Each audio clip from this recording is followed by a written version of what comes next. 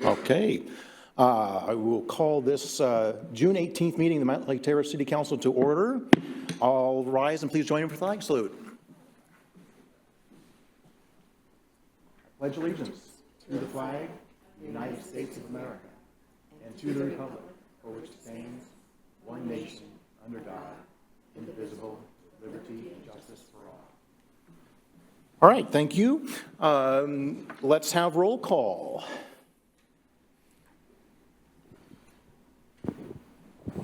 Councilmember Murray. Present. Councilmember Doyle. Present. Councilmember Page. Present. Mayor Pro Tem Wall. Here. Councilmember Sonmore. Here. Councilmember Matsumoto Wright. Here.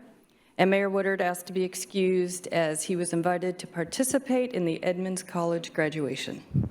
Very good. Do we have a motion? Councilmember Murray. Thank you, Mayor Pro Tem. I move to excuse Mayor Woodard. We have a motion. Do we have a second? Second. Very good. Motion and a second to excuse Mayor Woodard. All in favor, please say aye. Aye. Any opposed? Very good. Mayor Woodard's been excused. All right, Carolyn, do we have any late changes to the agenda? Yes, Mayor Pro Tem, we would like to move item 8 to a future meeting, and we already have that scheduled for July 2nd for the second reading, so we would propose that item be on July 2nd and 16th in the future. Very good. Do we have a motion to postpone item 8 until July 2nd? Councilmember Murray. Thank you, Mayor Pro Tem. I move to postpone agenda item number 8 to July 2nd. Very good. We have a motion, a second? Second. We have a motion, a second. All those in favor, please say aye. Aye. Any opposed? Very good. We have postponed that agenda item. All right, moving on, we have general public comments next. Jennifer. We do have some, but I will read the protocol first. Public comments are accepted at designated times during council meetings and work sessions and become part of the official record. Address the council as a whole and focus on issues rather than individuals. Speakers are limited to 5 minutes. Comments exceeding the time limit or violating these guidelines may be terminated. Council does not respond during public comments, and written comments will be included in the official record but will not be read aloud. First, we have Mike Dillon. You'll have 5 minutes at the podium.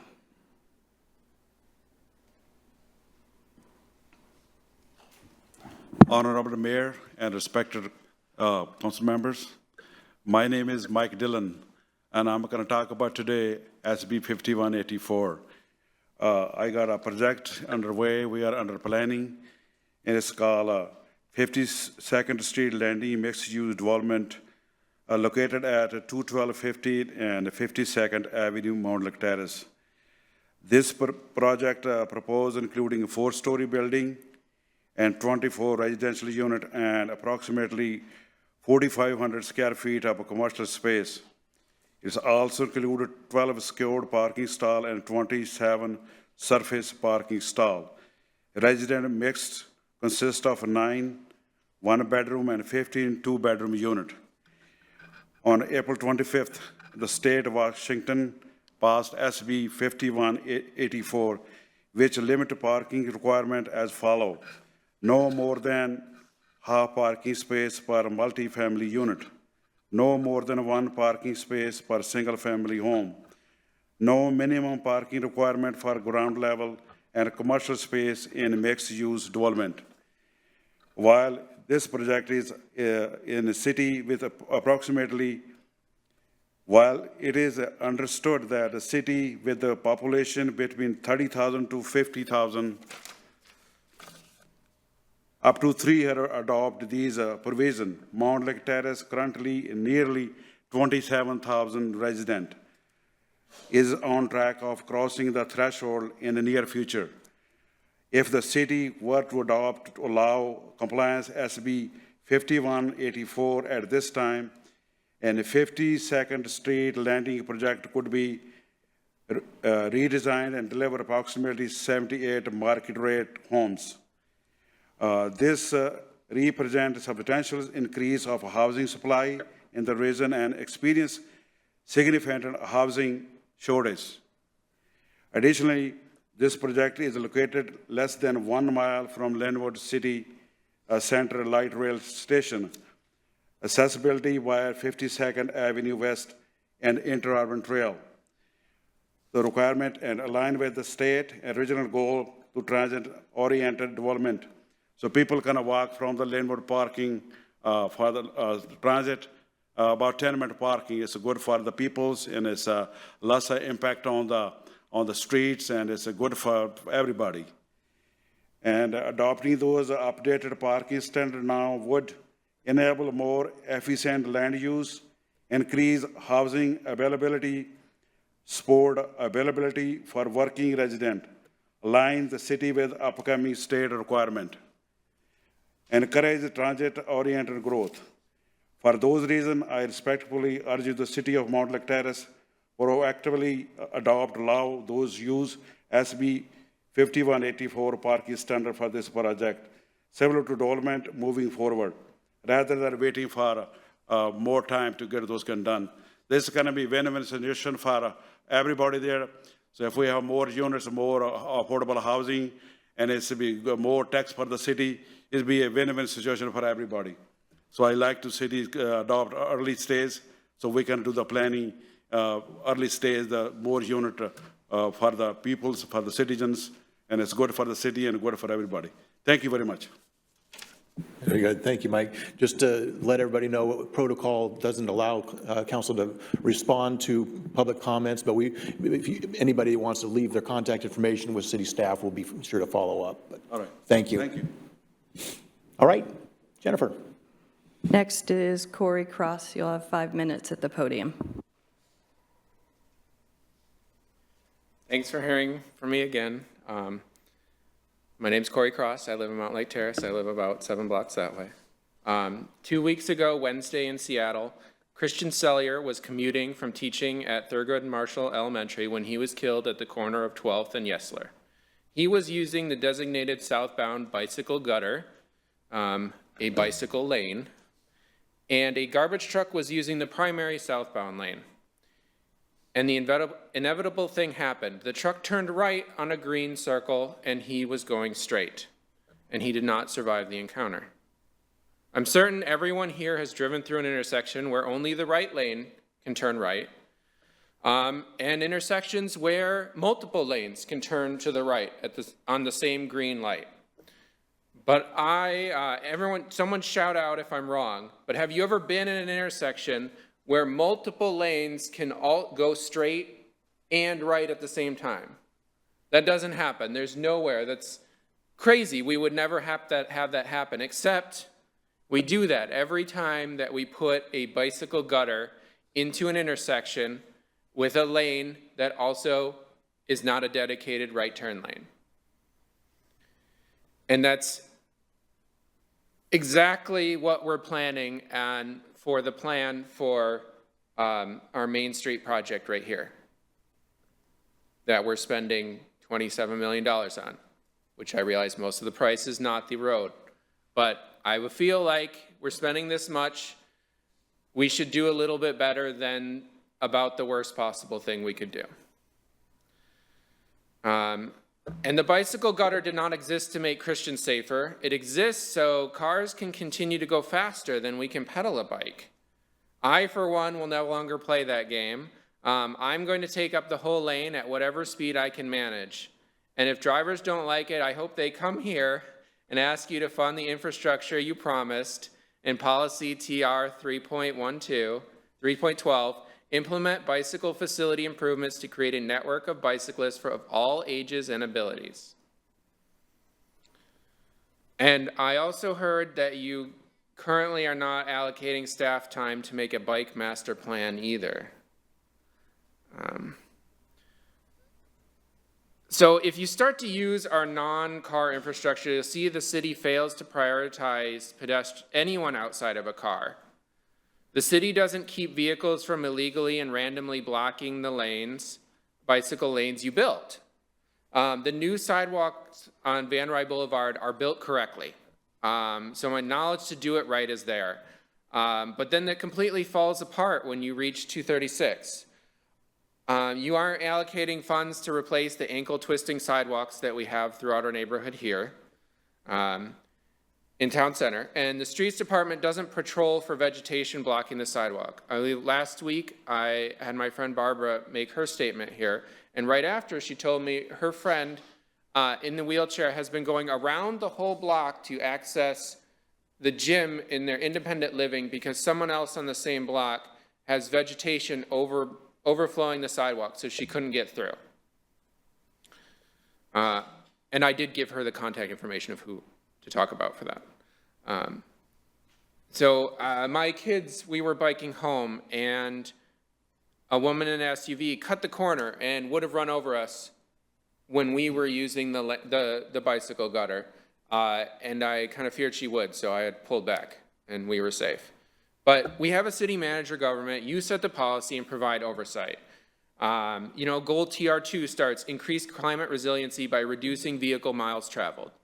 Policy TR 3.7 states provide a pedestrian system that connects people through amenities and destinations throughout the community.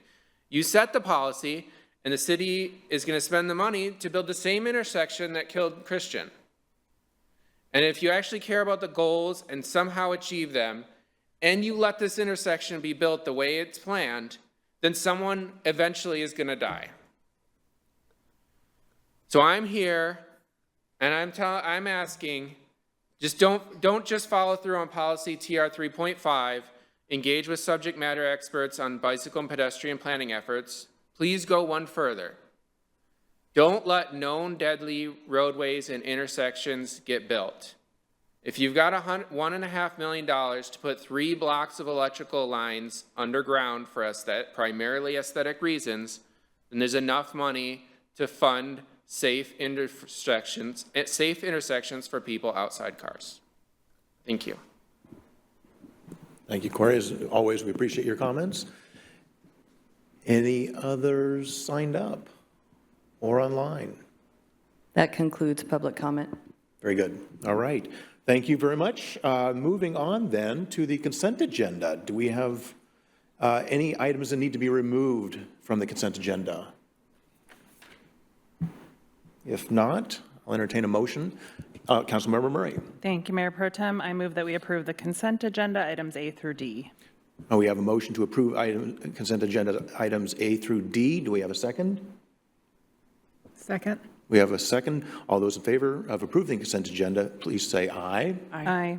Any opposed? Very good. All right. Next up, we have a recognition of our Eagle Scouts. Who do we have? Yes, very good. Come on up.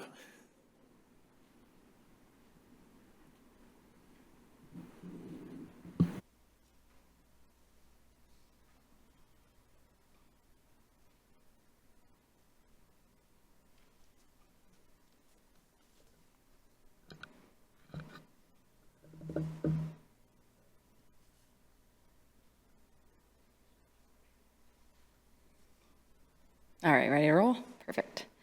All right, thank you, Mayor Pro Tem and Council. I'm Selena Williams. I'm the City of Mountlake Terrace Park Supervisor.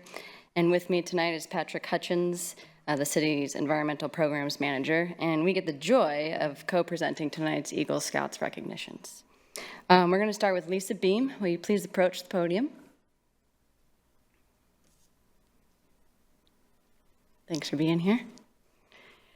Lisa first approached the Recreation and Parks Department in July of last year with an interest in completing her Eagle project with the city. Her and I jumped on a Zoom call and we discussed a couple options focused on vegetation control, invasive removal, doing some plantings. Upon reviewing these options, Lisa came back to me with, I need a bigger project. These scouts are no joke. With that spirit and can-do attitude, we pivoted to building and I quote from a member of our community who happens to be here in support tonight, a dream pad for the disc golfers at Terrace Creek Park, basket 15. Over several months, Lisa worked to organize the donations of materials, volunteers, and calculations for this project to make this project a success. Yes, math was involved because she actually elevated the tee pad for optimal play, which, our community members understand as heavy disc golf users.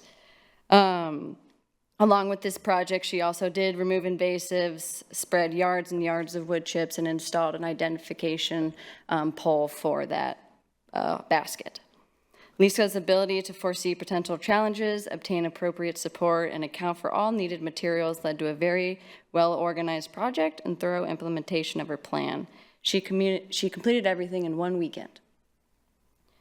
The new T-pad has already been well utilized by our disc golf community. As of this morning, 1,203 players at least have played through that course since the mid-April. Lisa, it was personally a joy to work with you throughout this process, and I hope you feel proud for completing such an impactful Eagle Scout project. To recognize your contributions and give thanks on behalf of the City of Mountlake Terrace, I'd like to present you with a certificate of appreciation. The certificate reads, on behalf of the City of Mountlake Terrace, in recognition of completing an Eagle Scout project at Terrace Creek Disc Golf Course, installing a new tee pad for basket 15, we appreciate your hard work to improve the course and your dedication to public recreation. Thank you, Lisa.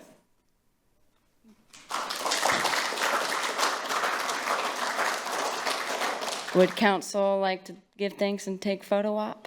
Great. Family, you're welcome to also come up.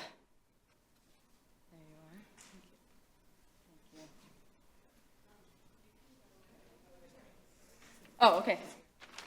I noticed the thing was done.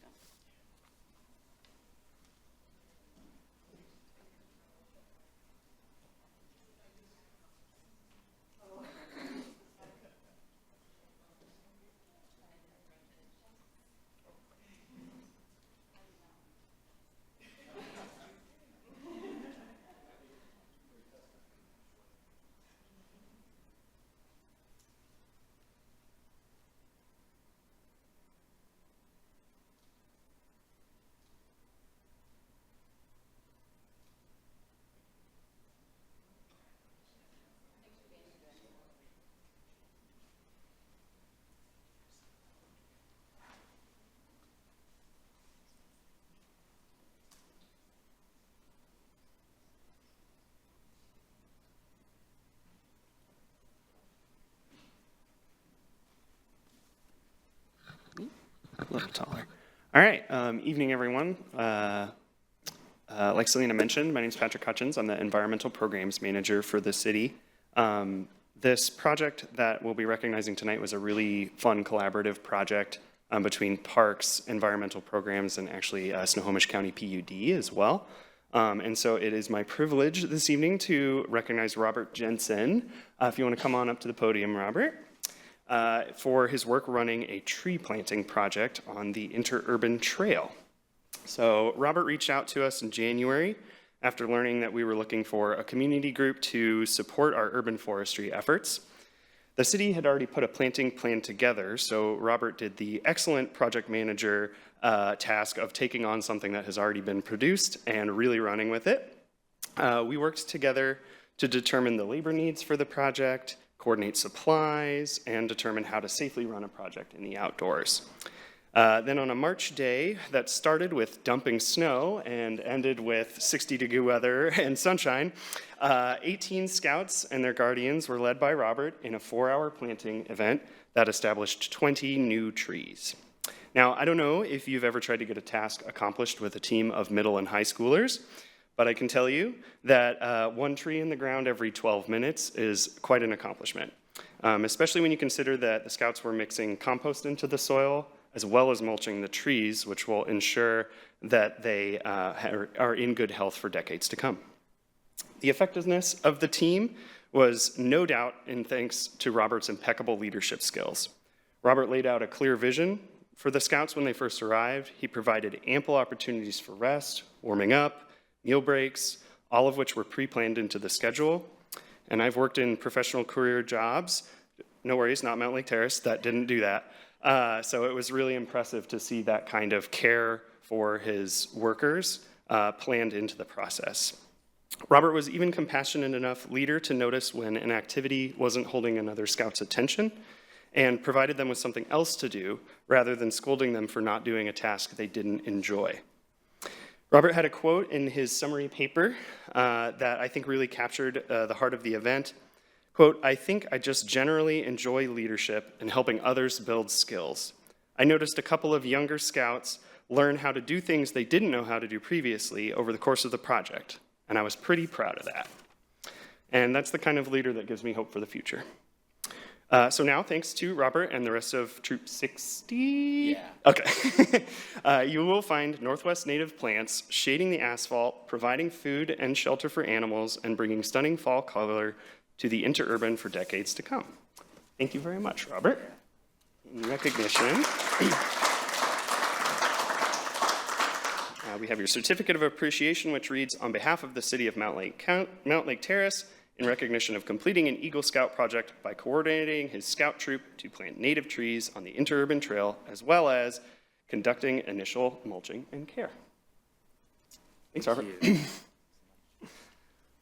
we want to do a photo as well? Yeah.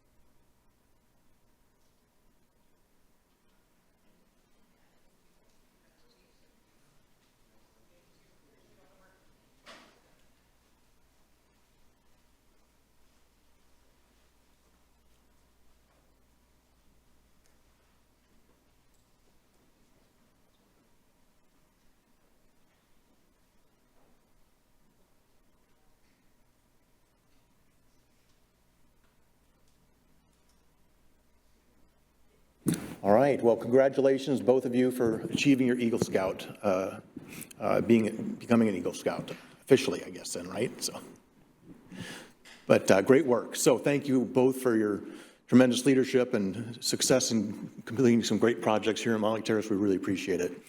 All right, so moving on, Gary, we've got next on the agenda, the Utility Capital Improvement Program update.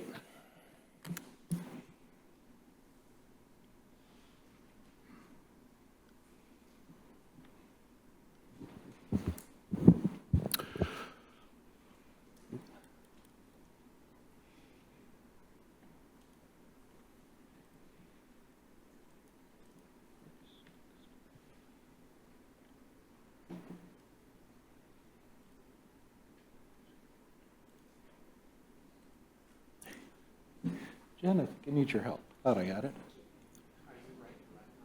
Yeah, the next button.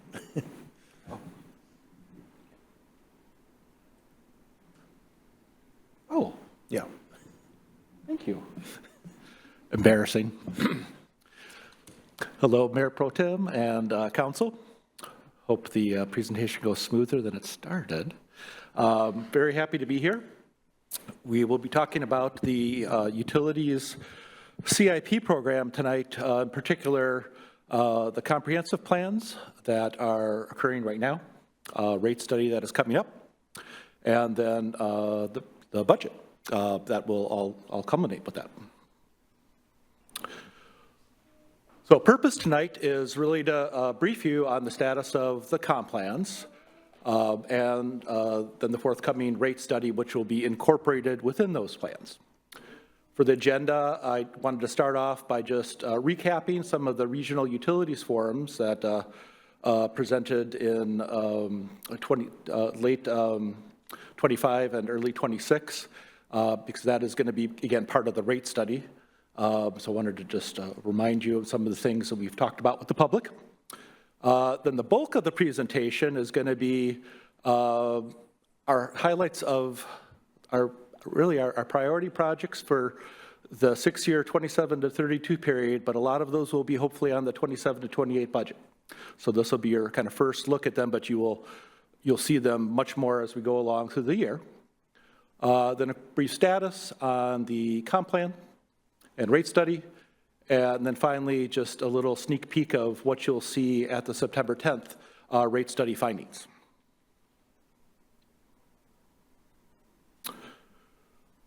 Okay, so I, with the help of some of my regional partners, gave a couple presentations to our community like I said, in late 2005 and early 26, talking about city utilities and the regional utilities, since we are right in the middle of many things and part of a very different system, a number of different systems. So we talked about our utilities that we own and operate for wastewater, drinking water, and stormwater, of course.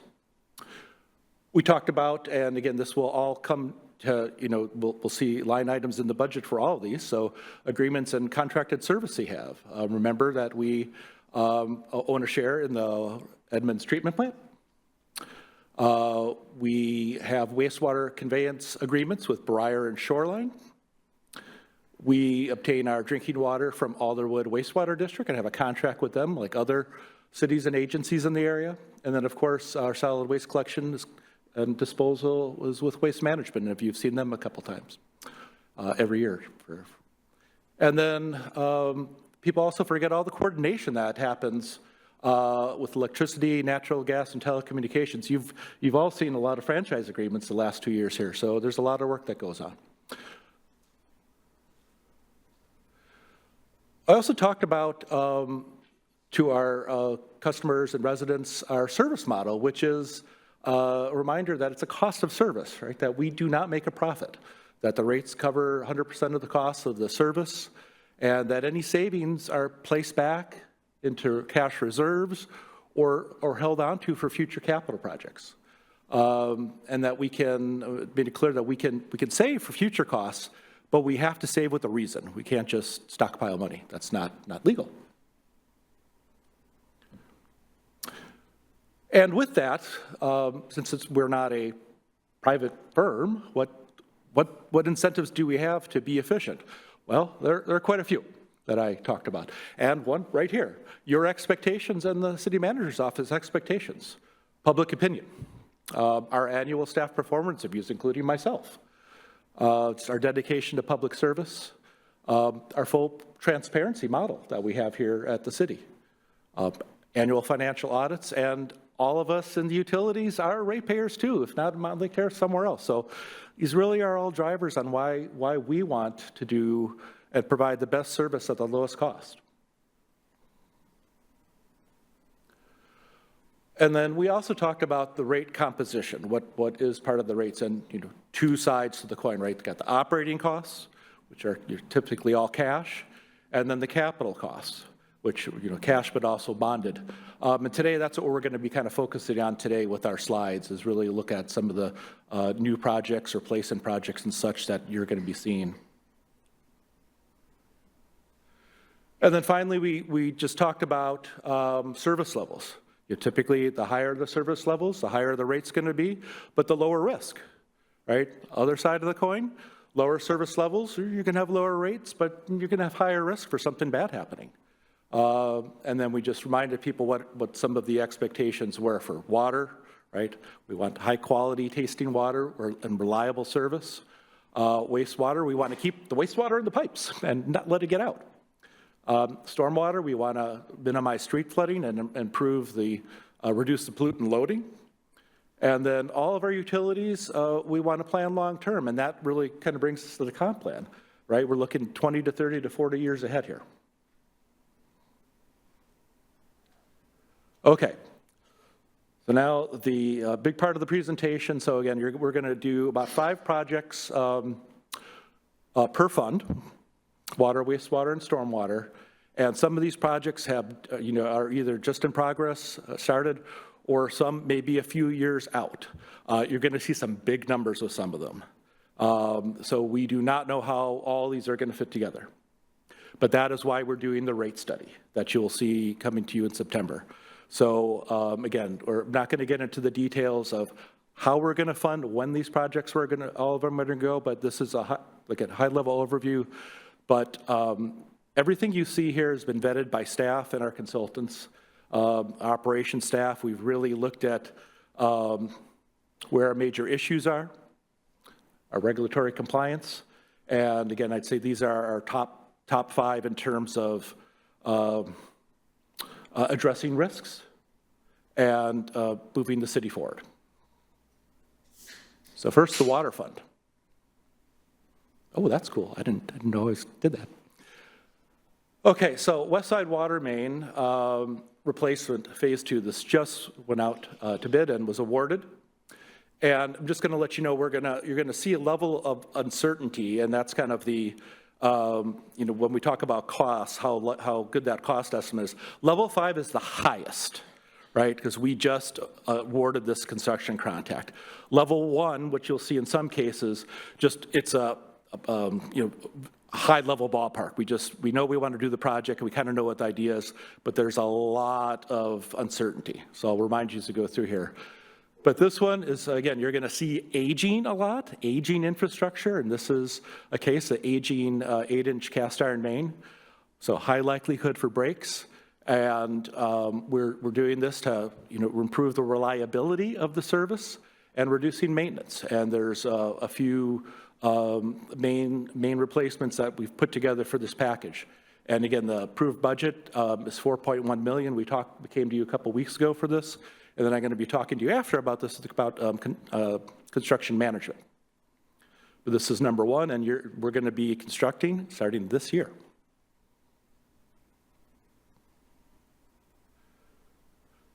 Okay, Main Street Phase 2, the water element. Now, what I'm going to use the term piggybacking here, and it's a good term in this case. Whenever we can have a project to have multiple utilities at the same time, we want to do that. And you're actually going to see that quite a bit here. So we're very lucky that we have this opportunity and that our staff identified them. But this is, again, for the Main Street project, which Corey talked about today in terms of the transportation element, but there's also be water. And we're going to be, again, replacing an undersized water main. And because of the opportunity to partner with this project, the costs go down, right? Because we only have to pay one time for replacement of the road, or we were going to dig. If this was an individual project, it would be much higher. So that is a great part. Still going to be $1.5 million. And we're at a level 4, right? Construction documents are about 100%. We're going to be going out to bid, so we'll know very soon. But we should see a cost estimate fairly similar to that.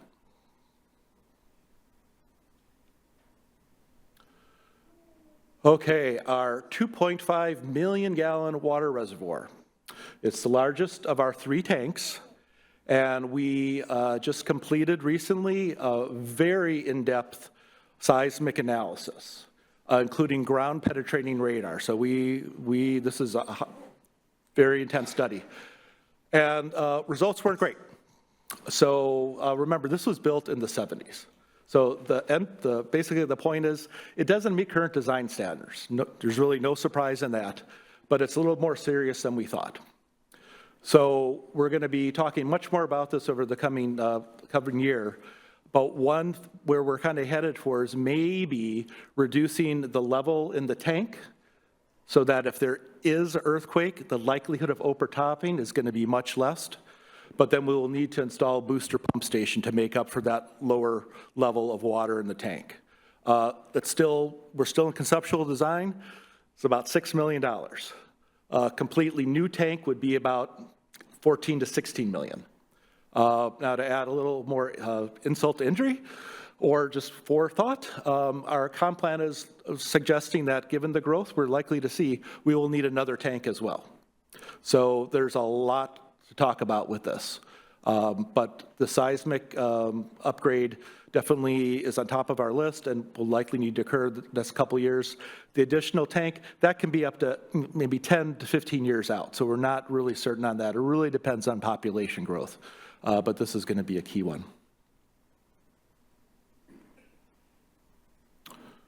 And another piggybacking project. So the main project here is 220th and 7th Water Quality Project, which we'll see in the storm section, and that we're hopefully going to be receiving a grant for soon.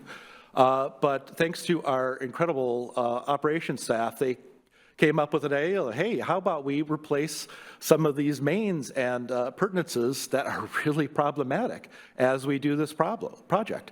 And sure enough, we went out, we got our consultants involved and our staff, and it's a perfect overlay for this. So again, this is going to be, it's an aging cast iron main. heavy intersection, really hard to replace, so we're going to take the opportunity of the street already being opened up. So the estimated cost, again, is about $400,000, and this is, again, independent of the water quality project, but this price is going to be reduced at the $400,000 because we're already doing the water quality. So that's, again, another good news story. And then we come to water mains across I-5. So this is a ways out there, but we feel like we need to put this up there. New rules and regulations will not allow for any new water mains to be hung from the bridge. And right now, our water mains are hanging from the bridge. So that means when we replace them, we're going to need to go under I-5. And we are concerned about the current age of the mains. We're going to try to do what's really hard to do is understand, how the pipe looks inside, because we need the water to keep going, but there's some ways to potentially examine the thickness of the pipe from the outside to see how concerned we are. But we just wanted to start talking about this and thinking about this. Yeah, and the price tag, $15 million, and that's plus or minus 100%, right? We don't know. This is going to be a big project. What we do know in 2032, WashDOT is slated to do a culvert replacement project under I-5. So there's possibility we could piggyback on that. We don't know. But again, we thought this is big enough that you need to hear about it. It's probably it will not be in the 2027-28 budget for certainly. There may be some funds in the 27 to 32 to start looking at this. And you're going to see something related to this to sewer as well. And speaking of sewer, we're going to go on to that. Okay, we've talked a little bit about this before in some previous council presentations, but one of our lift stations in the northeast corner of the city, Wildermer Lift Station, is aging, and it needs significant repair.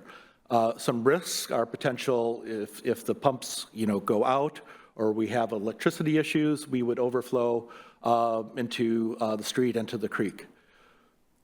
The cost to rebuild the whole station is about, probably about $1 to $2 million, maybe a little bit more. But we have an opportunity to potentially abandon the station and gravity flow to Alderwood Water District and then King County. And we are actually in deep conversations with them, and by August, we'll probably know if that's a possibility. So the flows would actually go to Brightwater Treatment Plant instead of where they go now, which is West Point. So there's quite a bit to work out, but that would be a lot less cost and in the short term. And then if you think about it in the long term, we're not paying for electricity to run the pumps. A lot of less maintenance, so this could be a real win. So I'm very hopeful that the county, Alderwood Water District, and ourselves will work something out for this pump station, and we'll be able to, not have to spend this $1.6 million. Okay, back to I-5 again. The good news here is our sewer pipes are already underneath I-5, but again, they are getting to be a critical age, so we are going to do some closed circuit television investigation to see what condition they're in. And again, we wanted to just let you know about this sooner rather than later, because if they are in, a significant aging part of their life, this is something we'd kind of look to do everything together. The costs are a little bit less because like I said, they're already underground. So we could potentially just enlarge, basically push a pipe through the pipe already. And that would be a little bit less cost. But again, a lot of uncertainty here, but something we just wanted to give you a heads up on. Okay, in our Cedar Grove area, the east side of the city, and this is probably where some of the earliest pipes were installed. We know through flow monitoring, through video investigation, that there are very leaky pipes in this area. And sometimes the pump, especially during storms, the pumps are running almost 24/7, which is not a good thing. But the positive side is through some of the flow monitoring, we've identified some of the key areas, and we potentially have the opportunity to line those instead of just putting in a new pipe. So we're going to be looking into that. Why this is really important is we are currently paying, the treatment plant, which we own a share of, to pay for cleaning the groundwater, which we really don't want. We really only want dirty water going there. So while this project, if it goes forward, it's going to cost a lot, $6 million. We will recoup a lot of that over time by having much less of our flows go to the treatment plant. And part of our annual cost of the treatment plant is the operational cost, which is based on how much flow is. So if we significantly reduce those costs, our O&M costs will go down as well. So this will be a long-term savings if we can do this.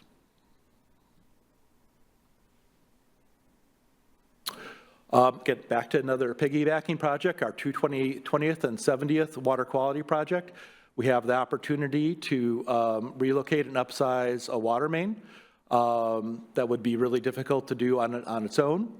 And again, it's very similar to the water costs, about $400,000. And again, this would be a much higher cost if we were doing it on our own. But again, this is the main driver is the stormwater, but we can do these again at all the same time. And then finally, we're become aware of a utility pole that is, and I do not know the history, but we will be digging into this. But it was installed directly over a sewer pipe, and it's causing severe damage. And it's very difficult for the crews to access. So we would need to take the pole out before we repair. And again, there's a very high. This is a level 1. This is the highest. Or the lowest level of highest level of uncertainty, about 500,000. So we're gonna find more about this, and by the time we come for the rate study, we'll know more about this, and hopefully there might be some cost sharing depending on when that utility pole went in. Gary, hold on. Yes. We have a question from Councilmember Sonmar. I think you just answered it. I wanted to find out if somebody else had done that. Yes, we will get to the bottom of that too. Okay, before we went to stormwater, I just need to remind you about our wastewater treatment plant. We'll start with the positive. We have a new plant manager. His name's Joe Carter. He came over from Alderwood Water District, and he is amazing. He is in the treatment business. He's a miracle worker. So we are very lucky to have him on board. On the negative side, there's a lot of work to be done just for plant upgrades. Probably our share will probably be about $300,000 in 2027. But as I may have talked about before, there is a nutrient rule being discussed in the region, Department of Ecology, and you all know I'm very much an environmental steward, but I very much disagree with this rulemaking. And if this continues to go and get required for the Edmonds treatment plant, our share will be about $3 million out of a total about 12 to address nutrient reduction for nitrogen. And that would probably occur in 2028 if we would need to do that. So I'm just letting you know that some of the things that we just talked about before in the sewer may have to be put on hold because of that. But there is a lot of momentum in Pierce County, King County, Snohomish County, that this really is not a good rule, and that there are other ways that we can improve Puget Sound rather than this rule. And I think stormwater, as we're going to lead into, is probably one of the biggest things. So we'll keep you up to date on there, but I just felt I needed to tell you that it's not for certain. But again, as you know, we can't do everything for our capital projects, so we're going to have to make choices. But if this does come to be a regulatory requirement, some of the other projects we talked about, probably the I&I will have to be on hold. Okay, stormwater. Okay, our big project, this is Laura Reed, our former water quality person, got this started. And this project is in design, and we're hoping to construct next year. And we are also anxiously awaiting July 1st, where we may receive a very large grant from the state. We will see. I heard our prospects are good. And again, this will divert water away from 220th on large storms, but most importantly, really help to reduce pollutant loading to Hall Creek and then to Lake Ballinger. So super important project, and it's regionally been touted as one of the best projects around. So I think that's why we hopefully will get that grant. But grant or not, the cost is about $5 million. Again, that's just for the water quality portion. Remember, we're going to be adding on hopefully the water and the sewer as well, all at one time. Reoccurring storm pipe repairs. Now, this is really due to our asset management program. So we do, one of our wastewater staff, Rex from operations, has come talk to you about some of the videos and some of the sonar that he uses to look at where we have issues and clogs with pipes. And what we find when we're looking for obstructions, also where there are structural failures. And unfortunately, a lot of times they're very deep pipes that our crews just can't do.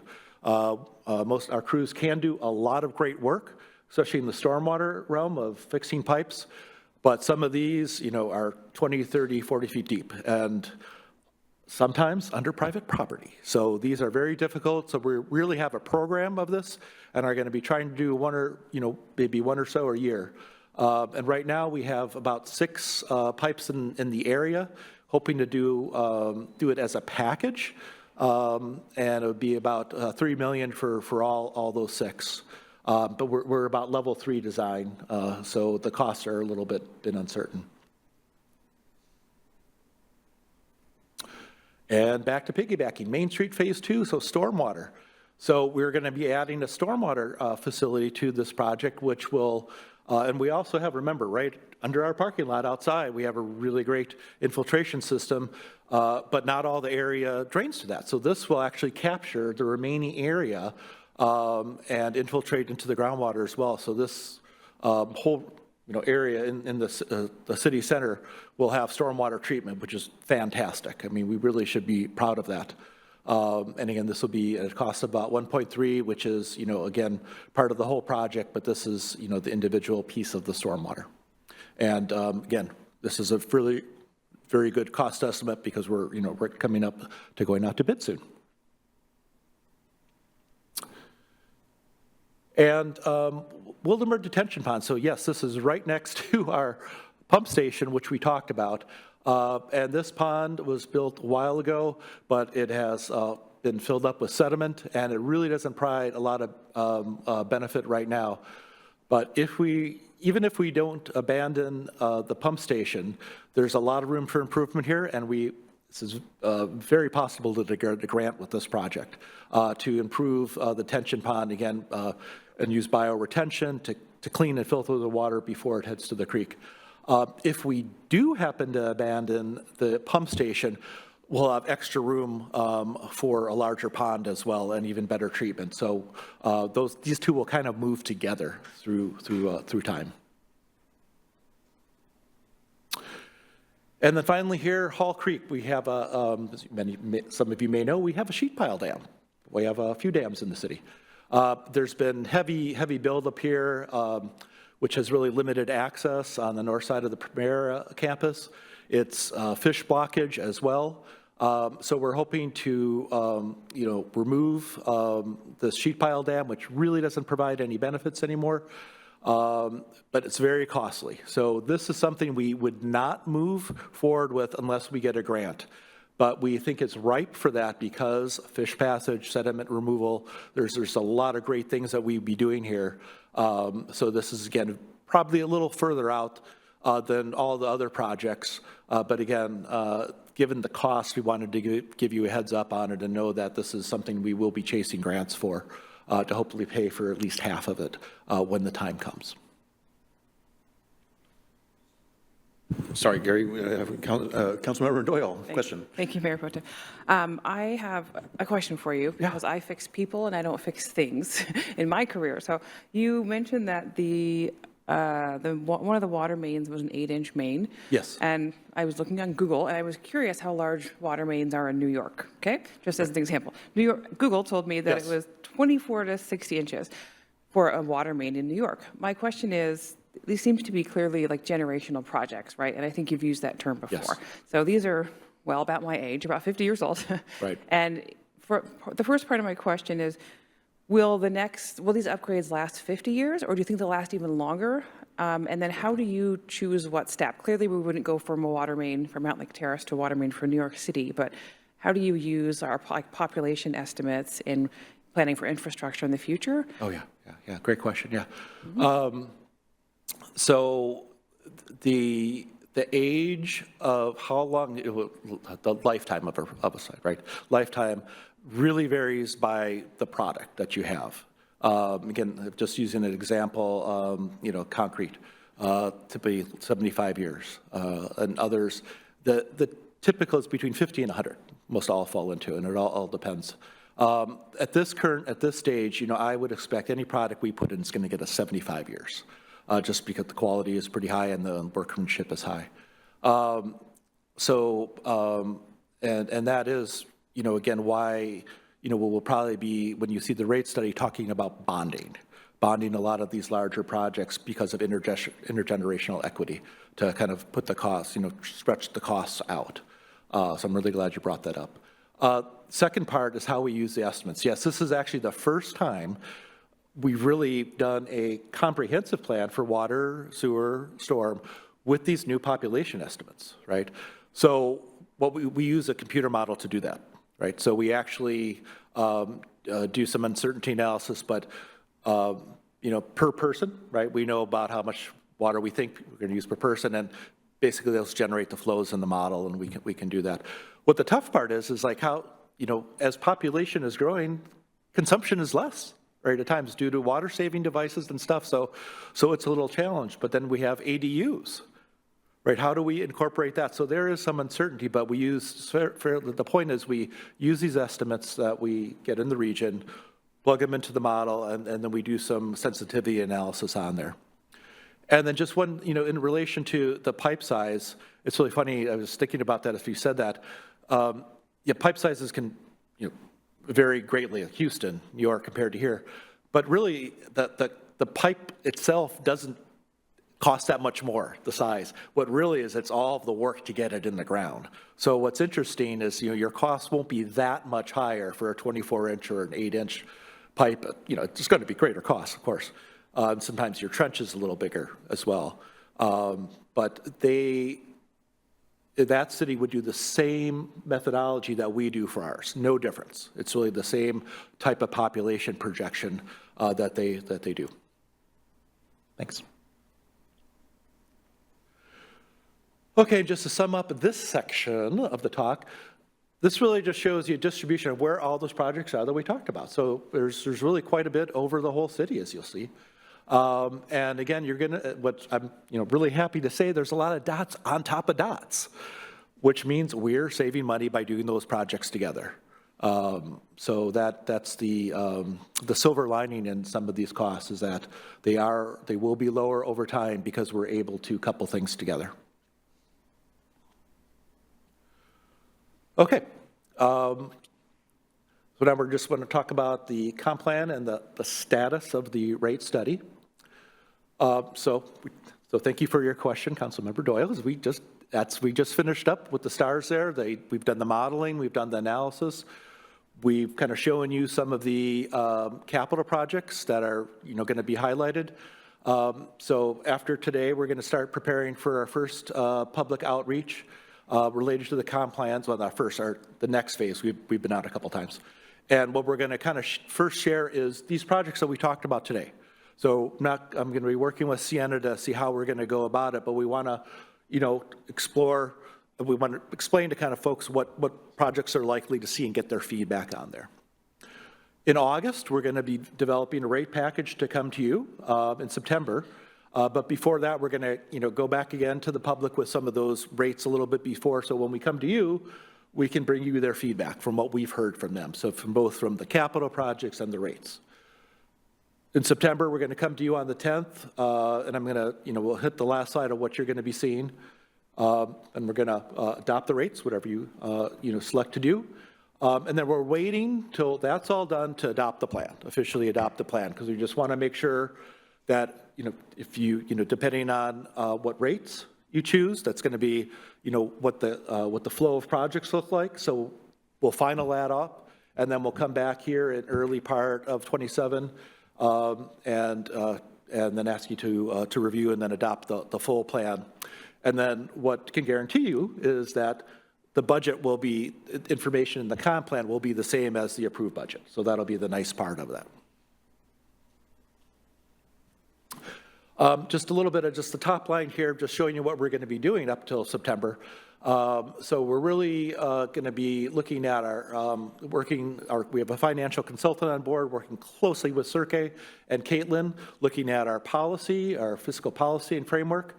We're going to be forecasting costs and revenues, again, not just to 28, but to 32, because we really want to give you a full rate path, even though you'll just be adopting 27 and 28. And then we're going to be developing that financial plan, and that's what we're going to be presenting to you. We're actually going to give you a few scenarios, which I'll get into. Everything else that you see below there is more of a Cirque thing of distributing costs and how we want to do that internally. Yeah, hold on a second. We got a question from Councilmember Page. Yes. Hey, Gary. Looking at all these different, rates wow, everybody. And, you're talking about the, outreach to our residents and, anyone that's going to look at what we're looking at just for today, got to be going through their minds, what will our rates look like for all these various different entities. Are you planning on having another forum similar to the one that you had last year with a lot of the players involved, from Alderwood and Edmonds and whatever, for the public, in addition to or along with this information that you want to get from the customers? Because that was a very effective forum, I thought, because you had the right players in place to be able to talk to the residents of Mountlake Terrace about all of these different things that are constantly coming up in their minds, whether it's stormwater, water, drinking water, et cetera. Yeah, I love that idea. We actually we have a regional group of public works directors and general managers that just met today. So I will speak to them. I think they'd all be on board for that, because one of the issues we were talking about are rates. Some of the things that are going on in the area, especially with Everett. So I think this would, in some way, I will commit to doing that in some type of forum, because like I said, I think, I can speak for Alderwood, Linwood, and very close with Edmonds. We're all partners together, and it would actually, I think, behoove us to actually have a general kind of message of what everybody's going to see and why things might actually be a little different as well from one group to another. So, yeah, I will start working with folks on that. I think that, when I think back to, I think the first or second slide you showed in your presentation talked about what do we own, and then all the various things that others. Yes. And I think it's important for the residents to know, who's asking for what, when are they asking for it, why are they asking for it, and how they're impacted by it, but also a better understanding of why it's part of our responsibility to be part of that cost, and I think that helps with the buy-in, because it's a buy-in that everyone has to understand is necessary. Yep. Love it. Thank you.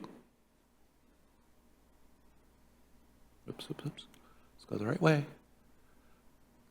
And then just, we touched on this a little bit before, but just a reminder, that we're cost-based, right? Cost basis, we're not making a profit. And then, the key elements we're going to be working on are revenues and expenses, developing our capital funding strategy with or without bonding, and then just establishing, working with Cirque, some policy framework, so that's really clear on our constraints. Okay, finally, we get to rate scenarios. Get us a tickler for what's coming up. So for operating program costs, what we're doing now is our 2027 costs will be, and again, this is non-capital day-to-day costs, right? Which includes water supply costs, treatment costs, be based on historical data that Cirque is mined through Munis from 2025, and then looking at our actual 2026 costs, right? And then for 27, we're going to be looking to see, like, hey, is there anything we can, back to the efficiency, anything we can do to reduce costs through efficiency measures, right? We're going to have that conversation with all of our staff. And then 28 to 32, right, for the rate study, we're going to be, basing that some on type of, crystal ball inflation or based on what projects we'll have. But that's how we're going to do the operating costs. For the capital programs, this will really be the driver for rates, right? By all means, we're, as you've seen, there's a lot of dollars on there. And, just, it maybe goes without saying, but we do have quite a few projects that you've seen today and some that you haven't seen that we still need to do that are from our earlier comp plans that we haven't finished, right? So we have not been doing, since, past decade or so, a great number of projects. So we really do need to start increasing our capital to get ahead of the aging infrastructure. And I know I mentioned this before, but I'm saying this in a different way. Well, what we're going to commit to coming to you and the public on are 3 scenarios. Status quo construction, which would be about 1 to 3 projects a year. Moderately increased construction, maybe about 4 to 6 projects a year. And then an aggressive construction schedule, about 7 to 9 projects a year. So underneath all of those, operating costs will be one scenario. We're going to come to you with what we think is the most reasonable, operating scenario. Of course, you may have questions on that, but we're not going to do multiple operating scenarios, again, because the driver here is really capital. So we'll be very clear, kind of like we did on the slides today, explaining what the benefits were, what the risks are, so you can get a kind of a feel for what the differences are. And I will leave it at that. Thank you very much. Very good. Thank you, Gary. Appreciate the presentation. There's a lot of great information. Do we have any further comments or questions? Councilmember Sonmore. Well, thank you, Gary, for your pitch. So we have to brace for impact because I know what this was like when the water rates went up last time. Yes. And so I estimated about $62 million over 15 projects over 6 years. And that equates to over $10 million, right? So we have cost savings possibly from grants, bonding, maybe efficiencies. So Yes. I'm not sure what percentage that is. But we also have to look at what the taxpayers or the ratepayers are paying right now. So Can you tell me how much we're bringing in per year per our ratepayers? I'd have to get back to you on that, but we have that information. The Cirque has provided that to all of us, and that's something we're looking at right now. And last time we had the rate study, what was that 6 years ago, or how long ago was that? Yep. So 6 years ago, at least for water and sewer, and then stormwater went through 2024. So we'll just be expanding that. So that's a little earlier. And so one of the things that also has to be built in, as you said, is emergencies, like the sinkhole we had on 244th. That was a real surprise and cost quite a bit of money. Yes. And had to be done extremely quickly.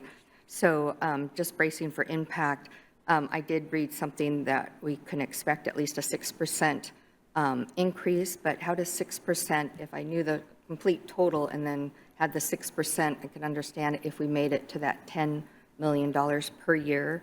But I'm understanding that these projects have to be done. I was looking at how they were rated and when they were rated. So this isn't something that we can put off, because when we put off having rate studies, we see in other cities, their rates increasingly fast. When a council decides not to put a certain percentage on or has the rate study go out, ratepayers can expect to see a higher increase when that rate study comes out. So it's something that we have to think about, and I really would like to prioritize these accordingly, because ratepayers are getting hit with a ton of other taxes, and I have to be very respectful of what they can actually handle. And I understand that these have to be done, but are there any certain items that can be pushed even farther? Oh, certainly, and that's, I think that's why I tried to show the level of certainty on some of those. The ones that are let's just use the big ticket items, right, the I-5s. Hopefully, when we do more investigation, we can say, oh, we got 10 years for this one, right? So that's where a couple of those big ones really could be pushed off, but we have to spend some investigation dollars, what I call conceptual design, pre-design dollars, to figure out what actual condition they're in. Just an example of what, let's go back to, what we did just with the water tank. We spent ample money funding from ratepayers to really look at that tank. And we got great results back. We are now certain, like, it's not where we want it to be, right? So it's much, it's worse than we thought, but at least we have that confidence. So I can guarantee with all of those projects that you see up there, we're gonna move gradually and to get the right information, because the last thing we want to do is do a project that doesn't need to be done today, right? Unless there's good reason for it, for reasons. Best thing is to push it off. It's kind of just in time, right? That's the key.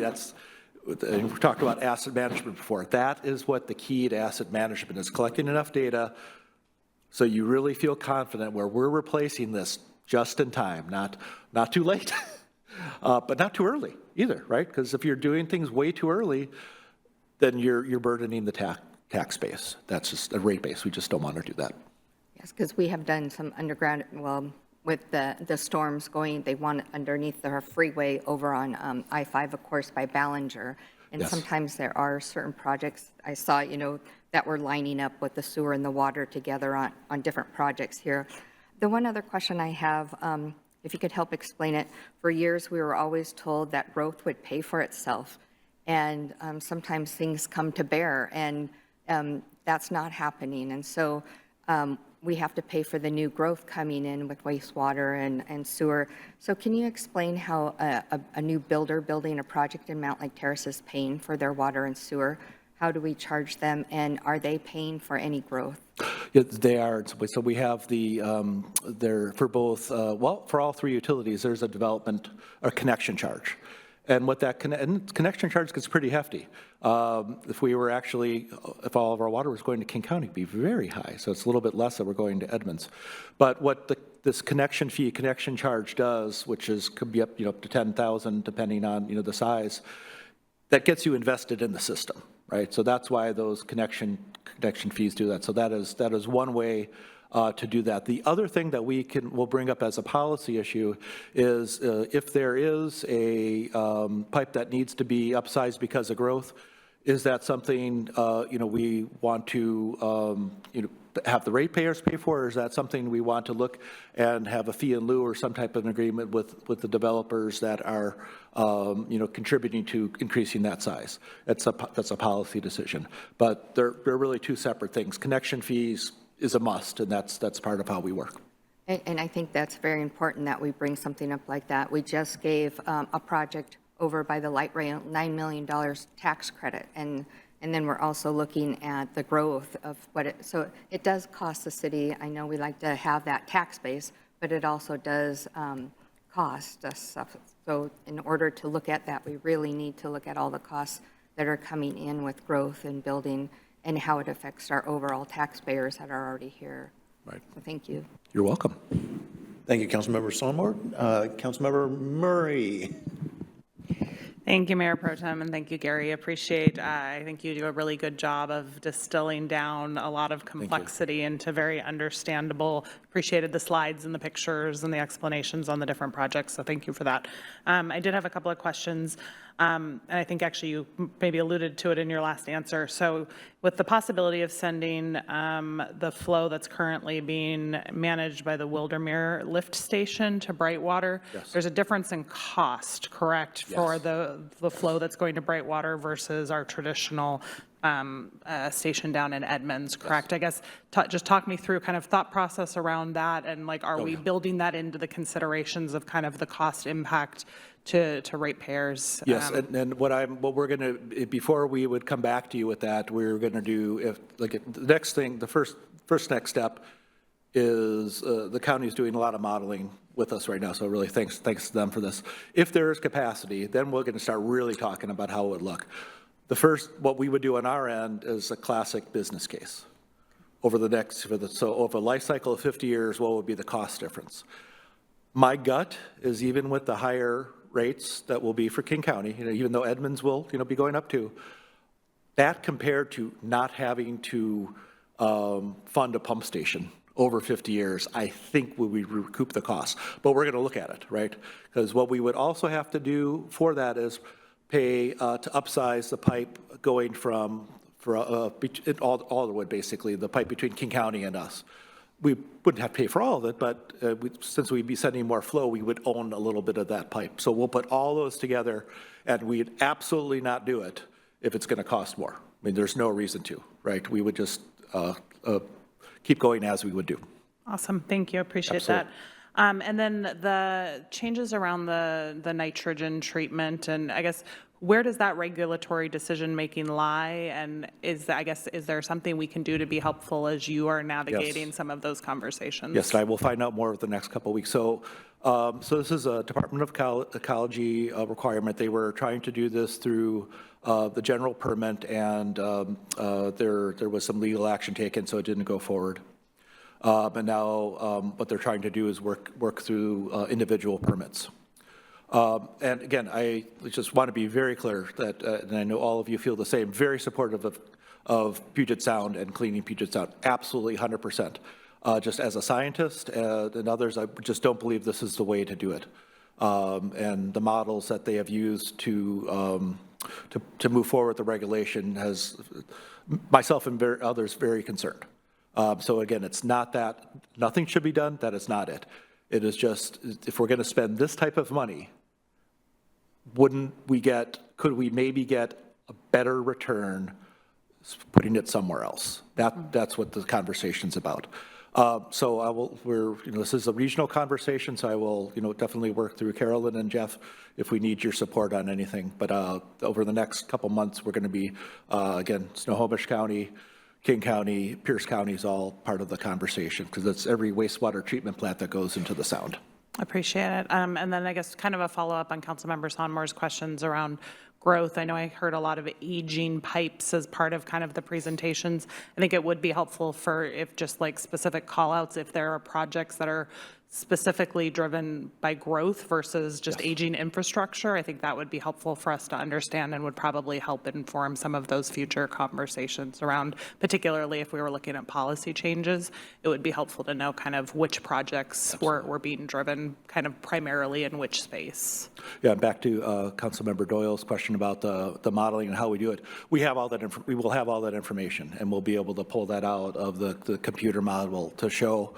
There's really three cases, right? Aging, capacity due to growth, or both, right? And we'll be able to pull that out and provide that for you whenever we come with a project. Awesome, appreciate that. And I guess just a plug, understand that capital costs are kind of the primary driver behind rate. And I would love to see rates that have some sort of incentive or reward for reduced consumption. That isn't something that I think currently exists in our rates. And I do think both in terms of thinking long-term and encouraging people to make decisions that maybe help us to have more sustainable infrastructure over the long term. I think that's something we should at least have a conversation about, or I would appreciate the opportunity to have a conversation about. So anyway, mostly just grateful for the proactive, planning and really trying to ensure that we are making thoughtful decisions now that set us up for success both in the current term as well as the long term. So thanks for all the work, Gary. Thank you. Very good. Thank you. Councilmember Murray. Councilwoman Doyle, go ahead. Thank you. A couple thoughts about billing to piggyback off of what Councilmember Sonmore was saying. So the billing is currently bi-monthly, right? We get a bill every couple months. Right. My bill on average, I was looking, is $140 to $150 per month. So my bill, it's about $300. That's for an adult, and I have 3 quickly growing children. I think with the increase that we know is coming, depending on how much we're deciding to invest in capital improvement, it would be helpful if we had monthly billing, and I know that costs more also, but $300 is not insignificant, and that's what I pay, and I'd imagine for a lot of residents, it would be easier to pay that monthly. And then the other part of that is you use different amounts of water during the year. I'm sure exactly how much, my household has used. Right. So can you project forward, and at the end of the year, you kind of adjust it, kind of like your escrow account when your mortgage says actually you were short or you had a surplus, and then they adjust your payment going forward. So I think monthly billing would help residents a lot. And if it could be, based on, Sam Doyle's consumption, you're going to pay $140 a month. And at the end of the year, actually, you went a little bit over. Next year, you're going to pay $150. And then the other part of billing I was thinking about was, I think a lot of people think, wow, I'm paying $300 for water. They don't think, well, I'm actually paying, $50, just making that number up, and $250 for infrastructure. If it could be actually pulled out on the bill, because if you tell me I'm paying $300 to drink water, Right. I'm going to be upset. But that's not actually what I'm paying for with my water bill. I'm paying for the infrastructure. So if that could be called out actually on the bill, like your bill, you're paying $60 for consumption and $60 for treatment and $60 for infrastructure. I think going along with buy-in, people will understand and they won't have such a knee-jerk response to my water bill went up and I'm angry, because they understand. I will talk with Sergey and Carolyn about that afterwards, but that could definitely be part of the conversation. And just to let you know, we did show, I didn't show that tonight, but during our regional forums, we did show a chart showing what you actually paid for. So at least on an annual basis, we could easily show that. And actually, I'm glad you brought that up. People loved that. They didn't get all the costs that were baked in really to it, and really are needed to support a utility, right? It's not just the water that we're buying, right? It's everything else. So thank you. That's a really great point. Thank you, Councilmember Doyle. Before anybody else, okay, back to Councilmember Murray. Thank you. Just a quick follow-on to Councilmember Doyle's point. I guess, yeah, and specifically calling out that it's not just a water bill. It's our water, it's our wastewater, it's our sewer. I think we talk about it as our water utility, and we talk about water bills a lot. And I think, to your point, some cities have separate bills for some of those, right? And so I do think, again, in terms of helping people to understand, I think the more we can talk about the fact that that really is 3 different services that are being offered and help people understand that piece, I think, again, the more understanding, I think, just is helpful, and as we're having these conversations. So appreciate all the work there, and I think good ideas. Thank you. Very good. Thank you, Councilmember Murray. All right, with that, unless there's any other questions or comments, we will move on to our next agenda item, which I believe is Gary again, with the review and agreement, the agreement for the Westside Water Main Phase 2 Construction Management Project. All right. Thank you again, Mayor Pro Tem and Council. We're here to talk about for you to review a construction management agreement for our Westside Water Main Phase 2 project that you recently approved the bid for recently. And again, I just wanted to remind you why we use consultants here. There's really two main reasons. One, we just don't have the expertise, or it's peak workload. And this really is a case of more peak workload. With construction management, especially with this project, that has a very significant loan from the Public Works Board. A lot of details that need to be taken care of and tracked during construction. So this is, so typically when it's a project this size and this amount, this is when we need support. So that is why we're asking for that. So we went through the standard RFQ process and selected KVA. For our construction management and administration during the project, which will be starting up soon. And we worked out an agreement with contingency, so a 10% contingency, just in case something comes up in the field that makes things a little more complicated. A total of $413 and $111 for that contract. And again, this would be with the contingency through the life of the construction project. And again, this is for both the construction management, which are the eyes and ears in the field, and then also the administration of making sure that we are collecting all that we need from the contractor to then submit to our granting agency in a very timely manner. Very good. Thank you, Gary. All right. Question, actually, to clarify, so this is, we're looking to have this on the consent agenda next on July 2nd, unless there's any concerns, anybody wants to pull it from the consent agenda and have a further discussion. Okay, so with that in mind, Councilmember Sonmore. Thank you. How come only one, do you think only one company submitted a bid? That kind of has me sad, because I like where there's some competitiveness so we can see. I don't know if this is a good billing number because only one person bid, and it is a lot of money for a consultant. And when I see contingency, if I was a business, I know you have an extra 10%. So what is the normal billing rate, and is this a good deal and a contract for the city to have for this company? Do we did look, yeah, but why, why folks more didn't apply that, I don't know. And it could be, there's a lot of competition going on, a lot of other work. It might be, I don't know, but this is a very quality firm, and the price, as you compare this to the total construction price, it's very much in the ballpark. So we had both our staff look at that, and our consultants look at that and compare to other, projects in the region with a similar price. So we feel like this is a good value, and it is a reputable firm as well. Very good. Thank you, Councilmember Sommer. Any other questions, comments? If not, then we can expect to see this on the consent agenda at our July 2nd meeting. All right? Thank you. Very good. Thank you. All right. So then moving on, we've got, next up is our review and vote on the City Council Board and Commission Interview Committee recommendations. And that is Carolyn? Yes, well, thank you, Mayor Pro Tem. I actually was going to ask if the selection committee would like to review the process or any details about their discussion and recommendations. And if not, then we could just go to a motion and have discussion. Councilmember Murray. Sure, I wasn't prepared to do that, but I am happy to speak to it a little bit. As we do annually, or I think annually, it seems like every year, we've got boards and commissions appointments.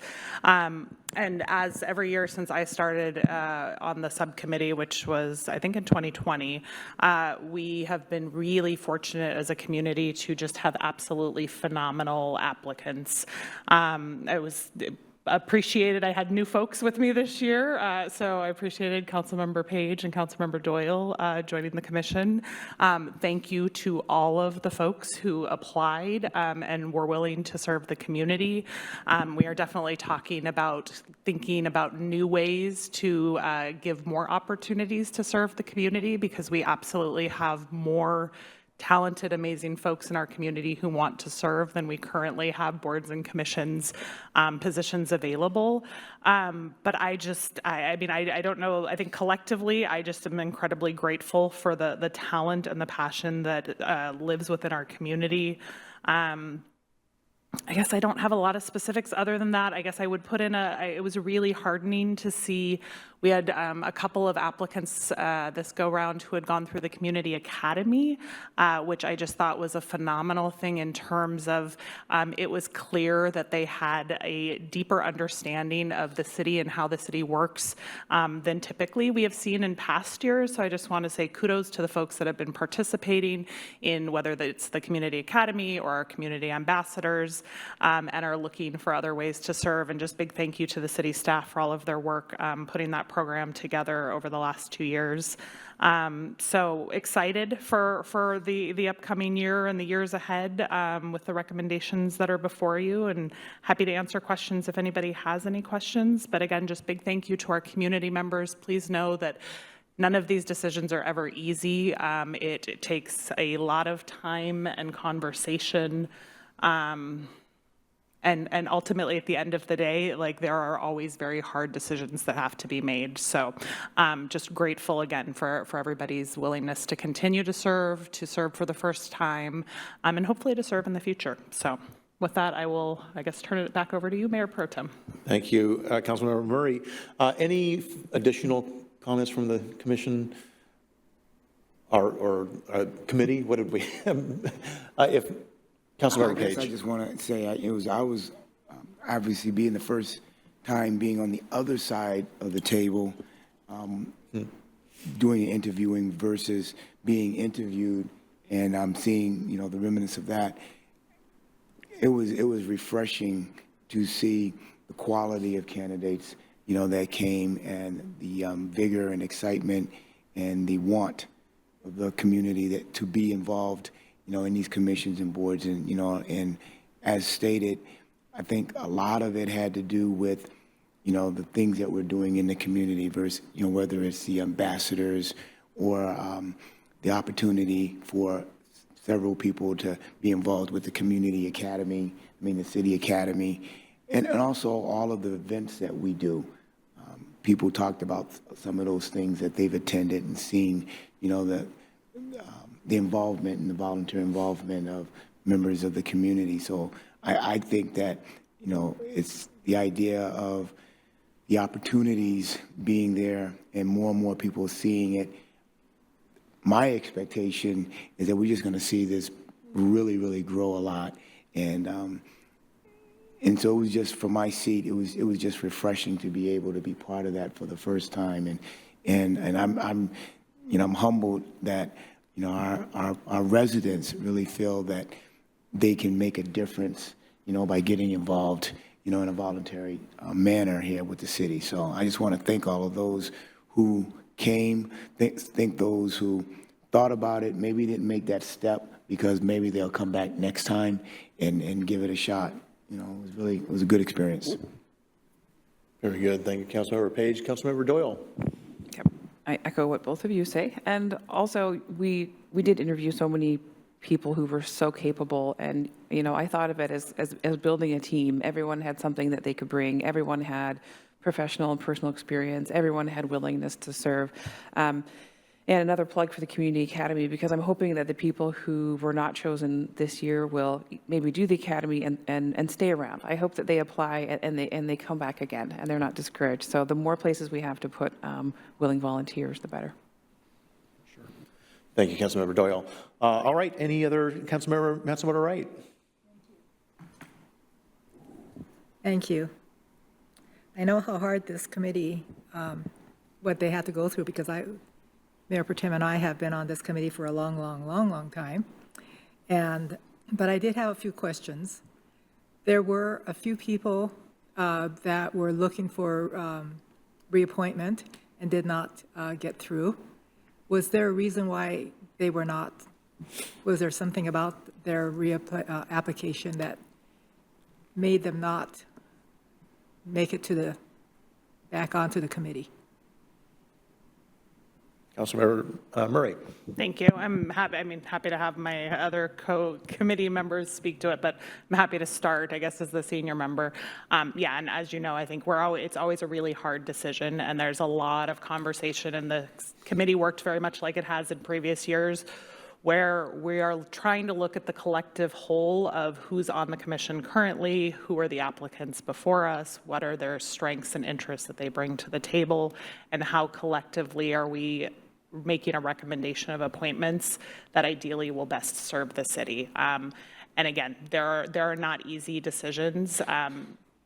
Folks that were not appointed, it was not a reflection of like anything that they did or didn't do or didn't bring to the table. It was really just, we had some really phenomenal folks.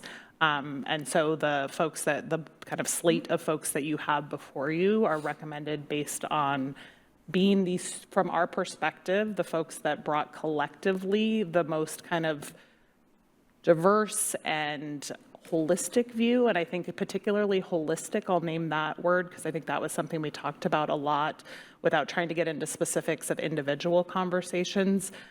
Particularly the folks that have been through the Community Academy, I think understood boards and commissions, again, in a way that we haven't seen before in terms of, I mean, not only were they thinking about the work of the commission at, as a standalone, but really its impact on the community as a whole and on the city as a whole. And a lot of, I think, what we've talked about in terms of some of our strategic goals, like how are they working across commissions to help drive our visions forward? How are they ensuring that, the work that they're doing is, not only the work of the individual commission, but like how is that impacting like the individual and the community? And, we heard things around economic development and like the impact of the work of commissions on economic development. And it was really exciting to have some folks that perhaps are coming in with a different and holistic lens that I think will lend itself very well. We've got a lot of tenure on most of our commissions at this point. And so trying to get in a good mix of both continuing, there's a lot of folks we are, recommending for reappointment, but also giving some new folks the opportunity to come in with some fresh ideas and some fresh perspectives that hopefully both, the new perspectives and the folks with the long tenured experience who bring so much knowledge about kind of what we've done and why we've done it, hopefully can work really well together to continue to move each of the boards and commissions forward. So I welcome other thoughts, but those are high level thoughts. Thank you, Councilmember Murray. Let others from the committee respond as well. So it looks like Councilmember Doyle. And just to add on to that, similar to what I said previously, I think of choosing these groups as choosing a team. We want a well-rounded team in terms of experiences, professional and personal. And there were definitely people who had a lot of vision and saw Mountlake Terrace as more than a city. It was, part of a larger community, part of a region, economics, and kind of we're very forward-thinking folks. But it's a team, and everyone had a different role to play on these teams. Thank you, Councilmember Doyle. First of all, follow up from Councilmember Matsumoto, right? Or Yeah. okay, or Councilmember Sommer, go ahead. I have a sidebar over here asking, so I'll ask out loud just because I just want to be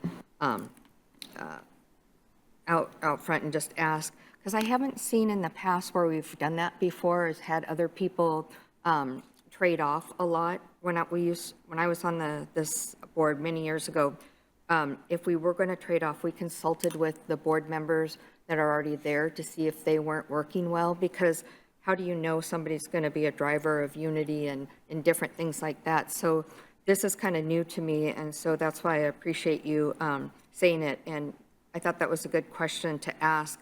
So were any of the other board members dissatisfied with the people that were already on their boards? I mean, because you already have a team put together, and sometimes when you have a new team member on, and I'm just wondering, did we talk to some of the people that we didn't choose to be on and kind of explain that to them so they know why? Councilmember Murray? Thank you, Mayor Pro Tem. No, and thank you for I appreciate the question, Councilmember Sonmore. I think what is maybe new to process over the last handful of years, we made some changes to the code around how we navigate these processes.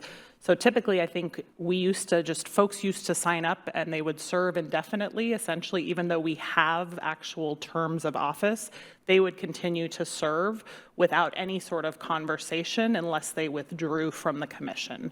And so recognizing that didn't necessarily serve our commissioners well because there was an expectation of continued service indefinitely, and folks oftentimes felt pressure to continue to serve on commissions, even perhaps when their capacity or life or interests had changed, as well as it didn't necessarily serve the city in terms of we had a lot of stagnant commissions where there wasn't new folks coming on board, and oftentimes we were having trouble meeting quorum, and there was folks, we went back to really what it is, right? Which is, we have different terms of office. People are welcome to apply to take on additional terms if they want, but there's no guarantee of continuation. And so it's a change in process, I think, is maybe why we haven't necessarily experienced this a lot in the past. I was going to say I don't remember exactly when we made that change, but within the last 3 years, maybe. But essentially, I mean, we're trying to honor, folks give 3 to 4 years of their life on a commission, and if they're willing to continue to serve, we absolutely want them to apply and go through the process. And each time, we want to weigh the holistic, I think, to Councilmember Doyle's point, we're looking at holistically who are the applicants and who comes together as perhaps a team that is going to be able to best serve the city and really kind of reflect the goals of the council. Actually, let's let Councilmember Page add on to that, and then we'll give you a follow-up. Thank you, Commissioner Murray. And additionally, no, we did not. I did not. I don't think we spoke to any other commissioners to find out who wasn't working right. That's not what happened with these interviews. There were very good interviews. They were very good applicants. And one of the key words I think both of them said for me that I wrote down was vision and team. And how do you keep the team strong? How do you make it stronger? And how do you keep it from not going backwards with your decisions? And when we spoke to the different applicants, I think that, you know, we were keeping that in mind. I know I was keeping that in mind. We were keeping that in mind. You know, is there somebody else coming to the table, as with any team, year after year after year, that can help enhance the team to help it go even further than what it's doing? So no one that came forward that was looking for reappointments were people that anyone that, to my knowledge, was not happy with, or again, what we said earlier, didn't do well in the interview. But as a, and I'll use her word, the holistic point, you know, when you looked at people, when we looked at folks coming in and sitting down with us, you know, what else could they bring to the table?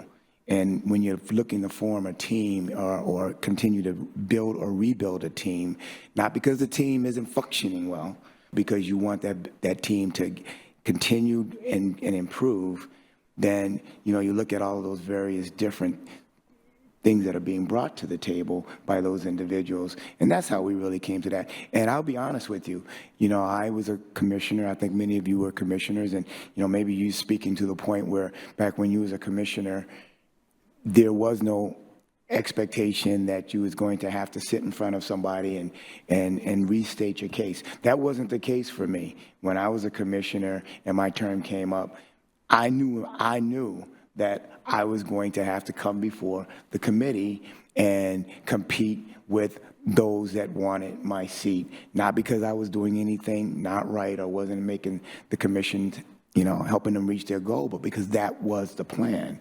You know, every time your term came up, you had that you had that opportunity to come before the committee and show the committee that this is where I'm at, and I got somebody behind me or beside me that's saying, well, this is what I can do too, and so that's really what happened, and that's how it rolled. Okay. Good. Thank you, Councilmember Page. Councilmember Sonmore, follow up. So I'll just rebuttal back. Planning Commission is the one that should be maybe looked at the most.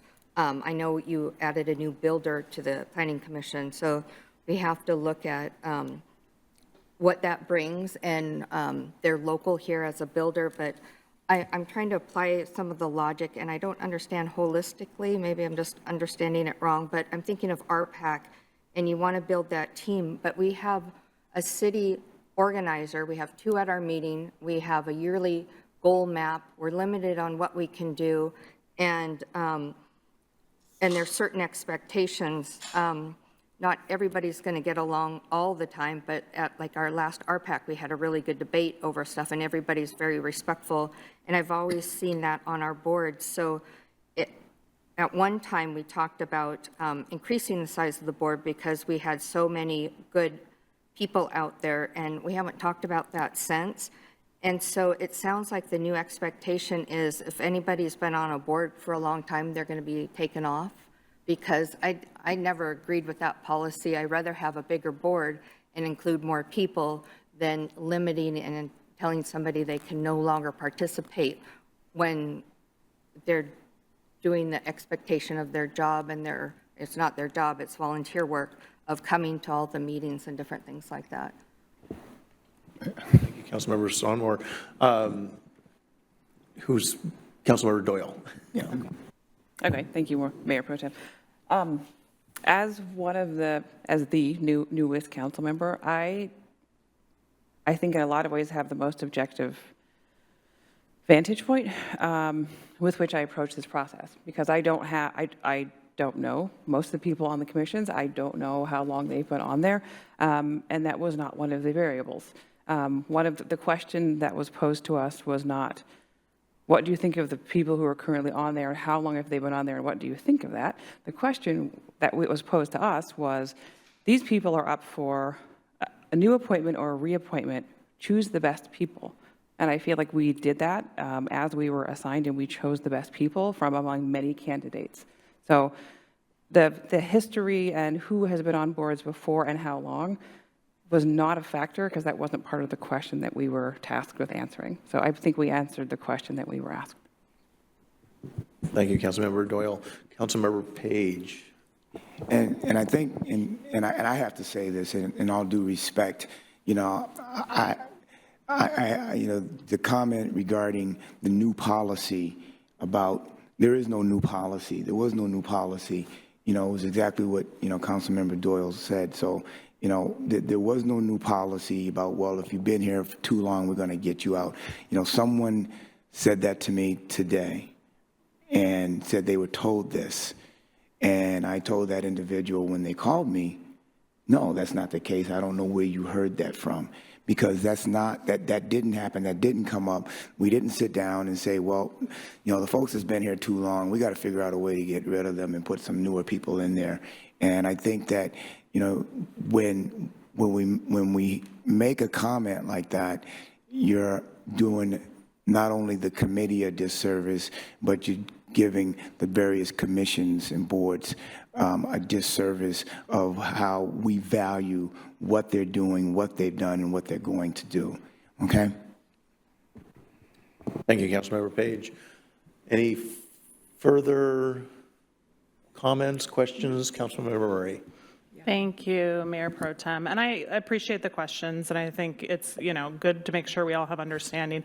I guess I will just name, I think there's 3 folks that have served previously that are not being appointed to another term. And I want to name that it is a new term. Like, there is not an expectation of continued service in a role forever. Like, it is we appreciate when folks give 3 to 4 years of their life, and if they're willing to continue to serve, similar to the process that all of us go through, we have to go back to the community. Our boards and commissioners come back to us, and ultimately we try to choose the best folks, and that's what the commission has done. But I just want to name there, I think there's 3 folks that we are not recommending as part of the slate that have served previously. And I will say they kind of run the full gamut in terms of how long they've served. So I want to just echo Councilmember Page's comment that there was no conversation around length of time that folks had served and any, you know, so, I mean, we have one that had served since 2014, one that had served since 2026, and one, trying to find the other one that had served since 2022. So they kind of ran the full somebody that was fairly new, somebody that was kind of medium term, and somebody that was longer term. And again, that was not one of the deciding factors. It was how do we collectively try to put together a slate that is the most whole. I don't want best is a hard word, because again, like, I think all of the folks that we interviewed were very strong and care about our community and each bring their unique talents.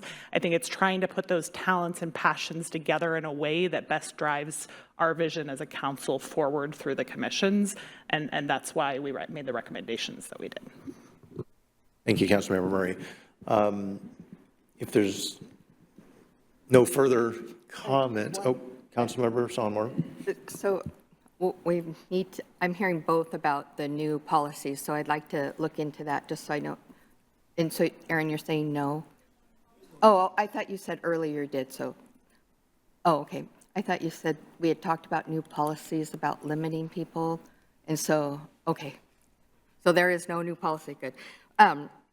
But you said new vision. What is the new vision or the new expectation? I think you just said that. I'm just trying to clarify it. I'm not mad. I'm just trying to understand if there's a new vision. No, there's no new vision. No, it is, we have a vision as a council, right? And so every time we go into these decisions about who to recommend for boards and commissions, we're trying to put together a grouping of folks whose skills and talents and, you know, kind of goals complement each other in a way that supports our vision. When I say our, I mean our collective shared council vision that we're all aligned on.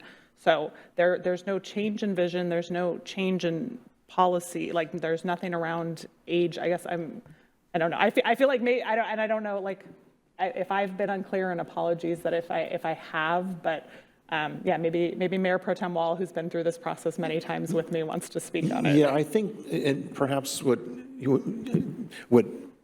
the reaction is coming from when you mentioned something about a new process, not so much a policy, but a new process where, and it was probably 5 or 6 maybe years ago, where we, as a council, decided that we were going to interview all applicants rather than, pick and choose which applicants we were going to interview based on whether they were incumbents asking for reappointment and just automatically reappointing them.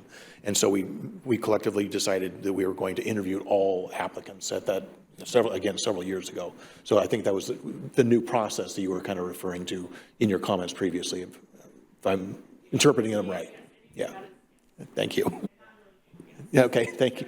And Councilmember Page. And thanks for asking that question about the vision. One of the things that everyone should understand is that each applicant is asked the exact same question. We don't ad-lib, we don't, vary from anything. And we were told if you do go south, then you have to go south with everybody, right? So when I talk about the vision, some people articulated that vision that we were looking for better than others. That's what happens in interviews.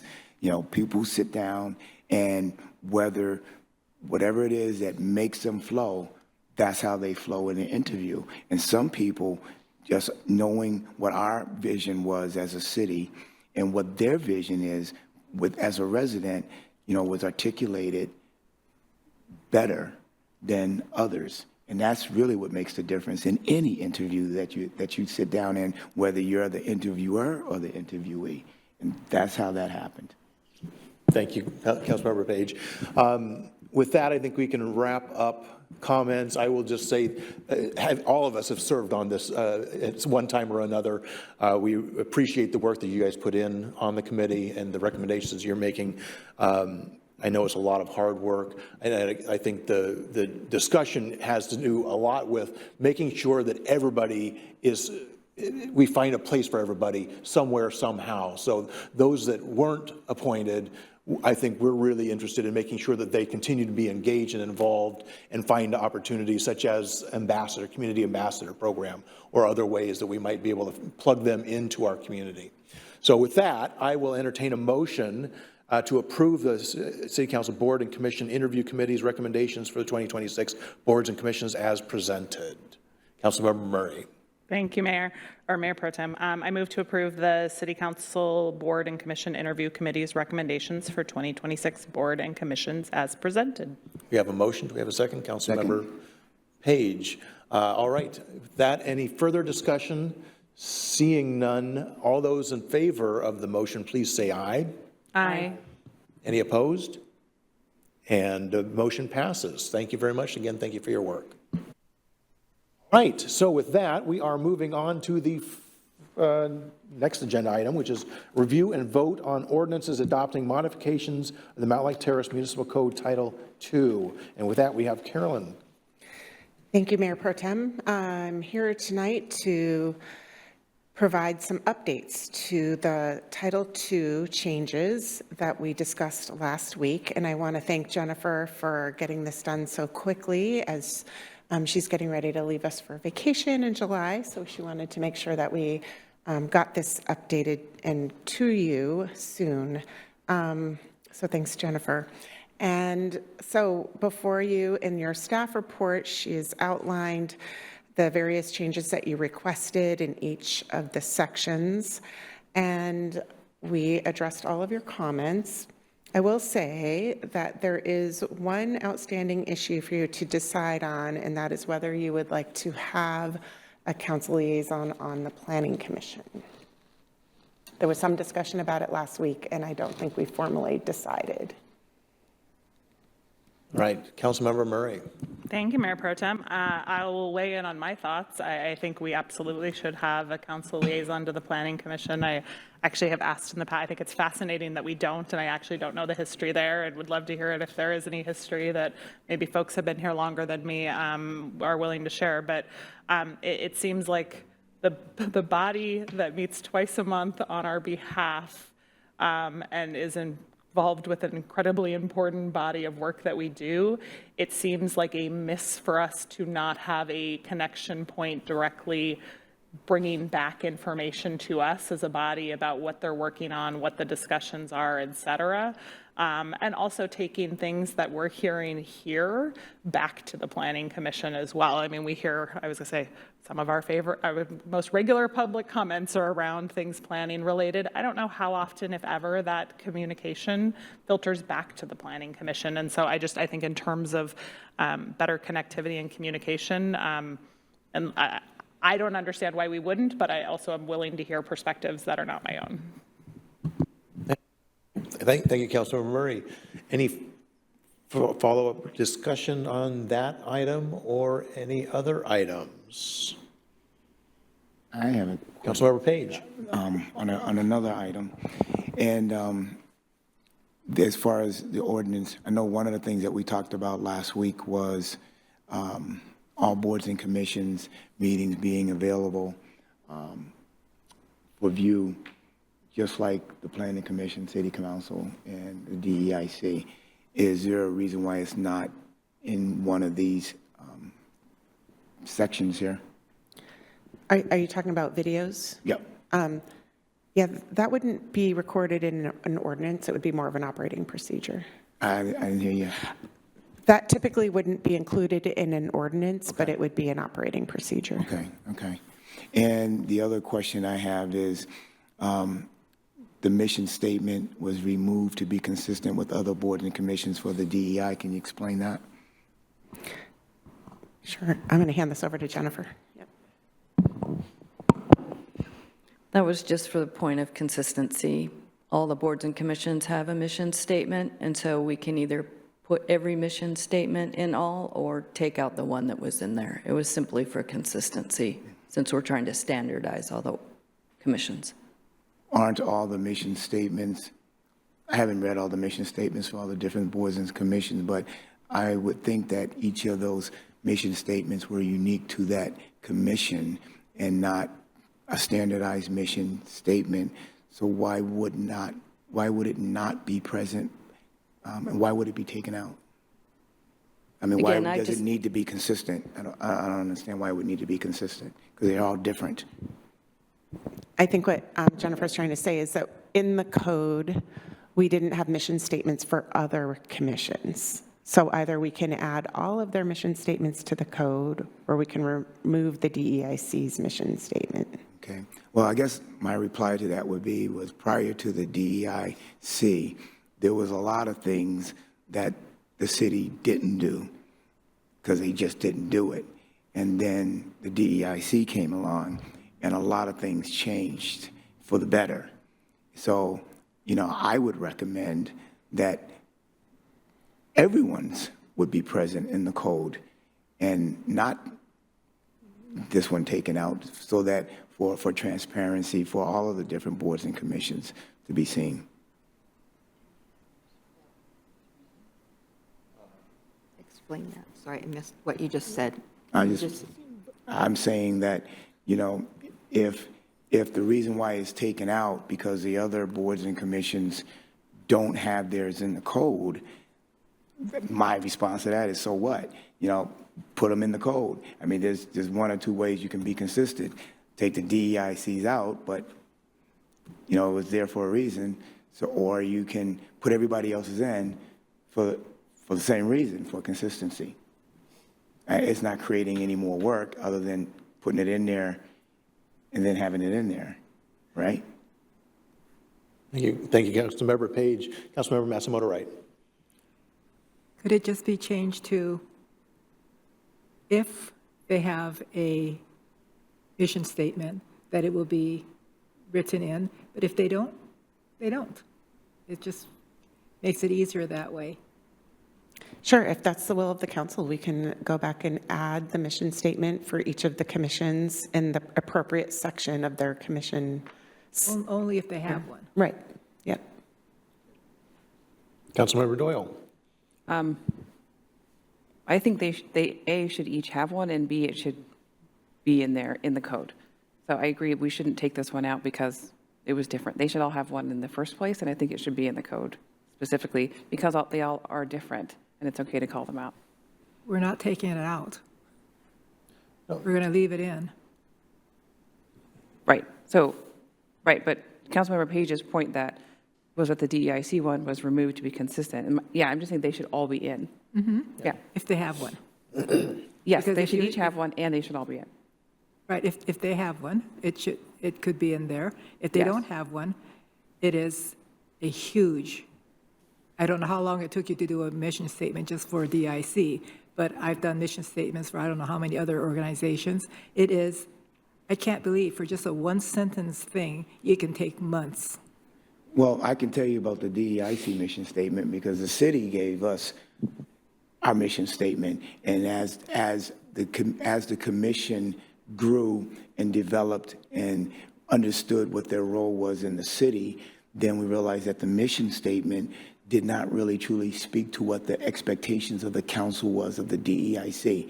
So 3 of us sat down, and we redid it. And it didn't take months. It just took, determination and a vision and a willingness to get it done. And it was important because we realized that the council wanted to know what it is our vision was.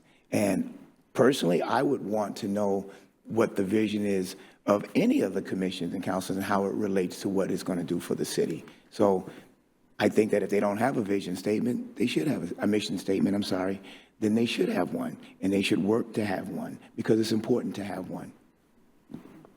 Thank you, Councilmember Page. Councilmember Murray. Thank you, Mayor Pro Tem. I appreciate the conversation. I guess we'll take it maybe kind of a step higher level in terms of like, do the mission statements belong in the code or not? Which I think is kind of the question, like at a high level. I think that absolutely we should have mission statements. And I guess my perspective is if they are council-created mission statements, that maybe they belong in our code. If they are commission-created mission statements, then perhaps they belong in their bylaws just as a matter of if we are the ones creating and or approving the mission statements, then it would make sense to me that they're in the code that we ultimately are voting on.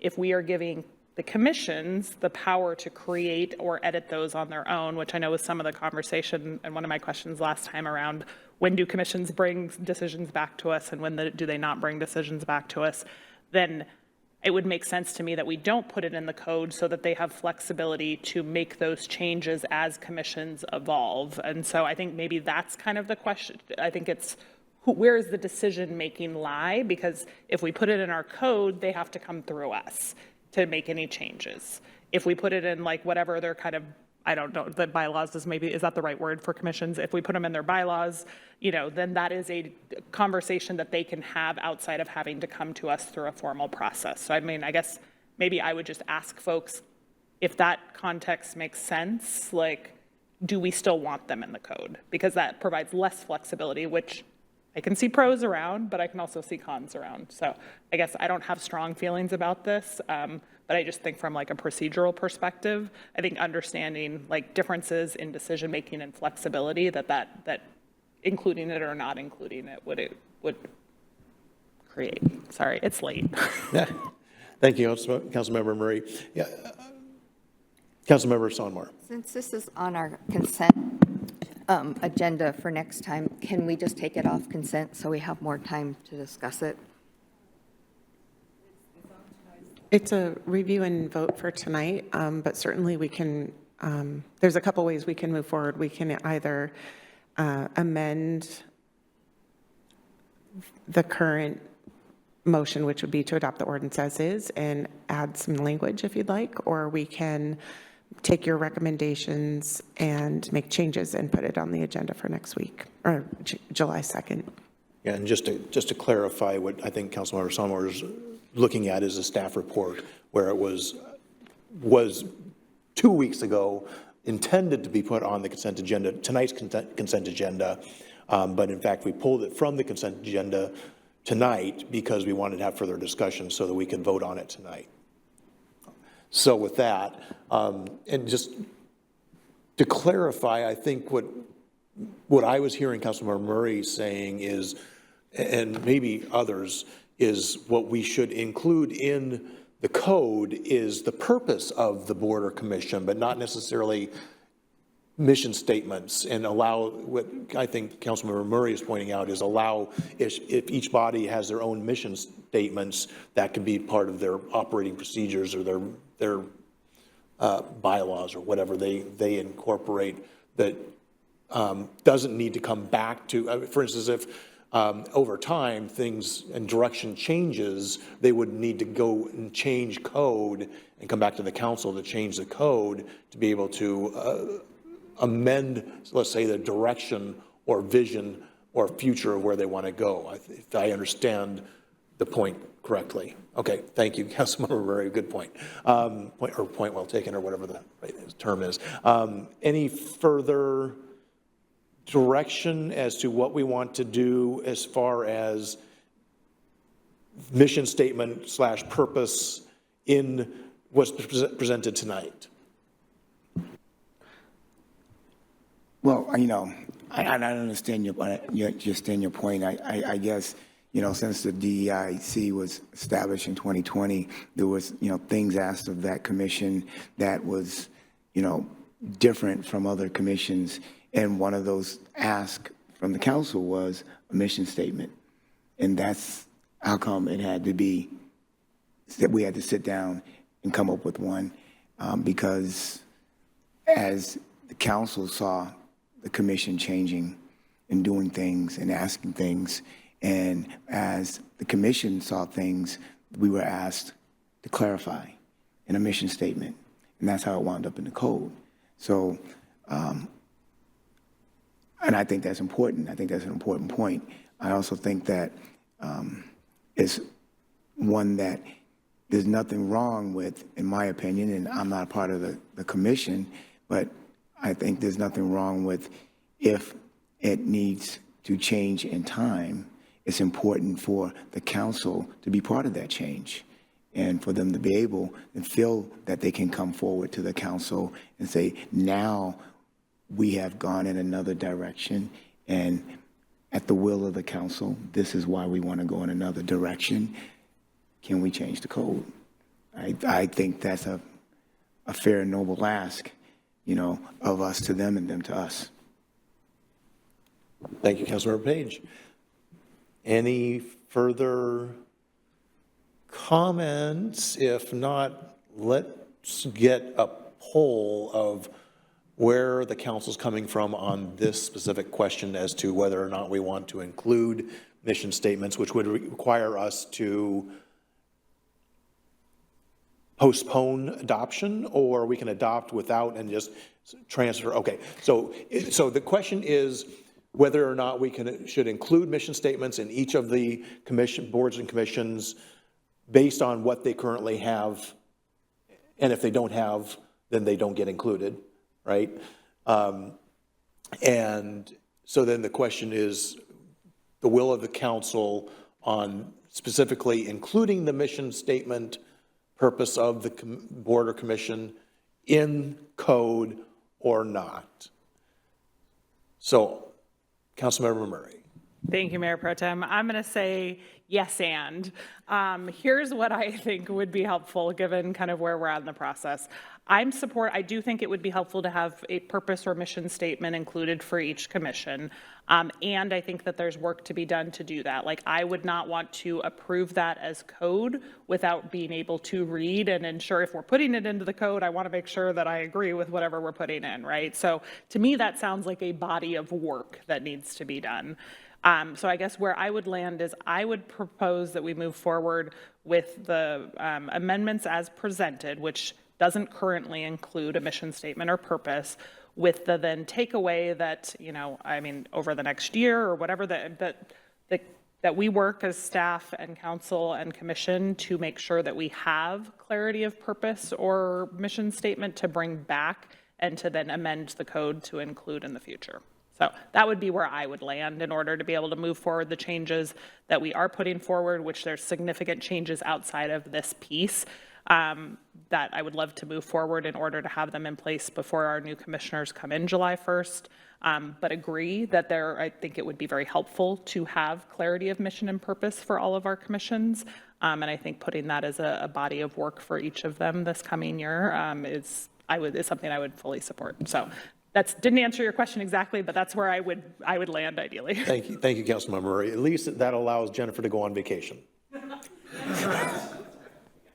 All right, so do we have consensus on Councilmember Murray's suggestion to adopt as presented with a plan to update the codes as adopted to include mission statements / purpose for each board or commission?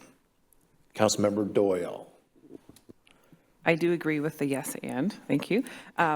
And to add another and, it would be that someday point has actually a date attached to it. I would not want it to be someday in the next year. So perhaps, yes, we adopt this, and what Councilmember Murray says, and the new board members commission board members need to work on that and have it done by, and then a date, if possible.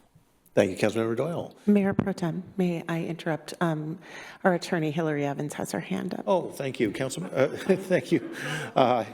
Hillary, go ahead. After hearing what everyone's saying, I think probably the correct motion would be a friendly amendment to retain the mission statement for DEIC and otherwise adopt, and then a new business to discuss a date by which you'd like boards and commissions without a mission statement and code to return to council. Just a suggestion. Thank you, Hillary. With that very wise suggestion, let's move forward. If everybody has consensus on that, does that sound good to everybody? All right, so with that, Carolyn, go ahead. I'm so sorry. I just want to make sure that I don't think we heard from everyone on where to go with the Planning Commission staff, council liaison. Oh, yes, so we've heard from Councilmember Murray on suggestion there. Do we have additional thoughts, ideas, or do we have consensus, yes or no, on including a council liaison? I would say yes. Okay, Councilmember Page is a yes. Councilmember Doyle? Yes. Okay, and Councilmember Sonmore? And Councilmember Matsumoto, right?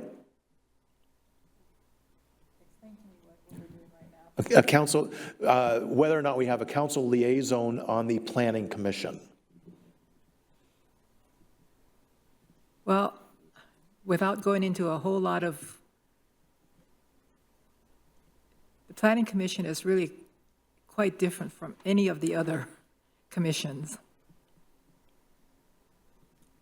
Yeah, it has kind of quasi-judicial. Yes, yeah.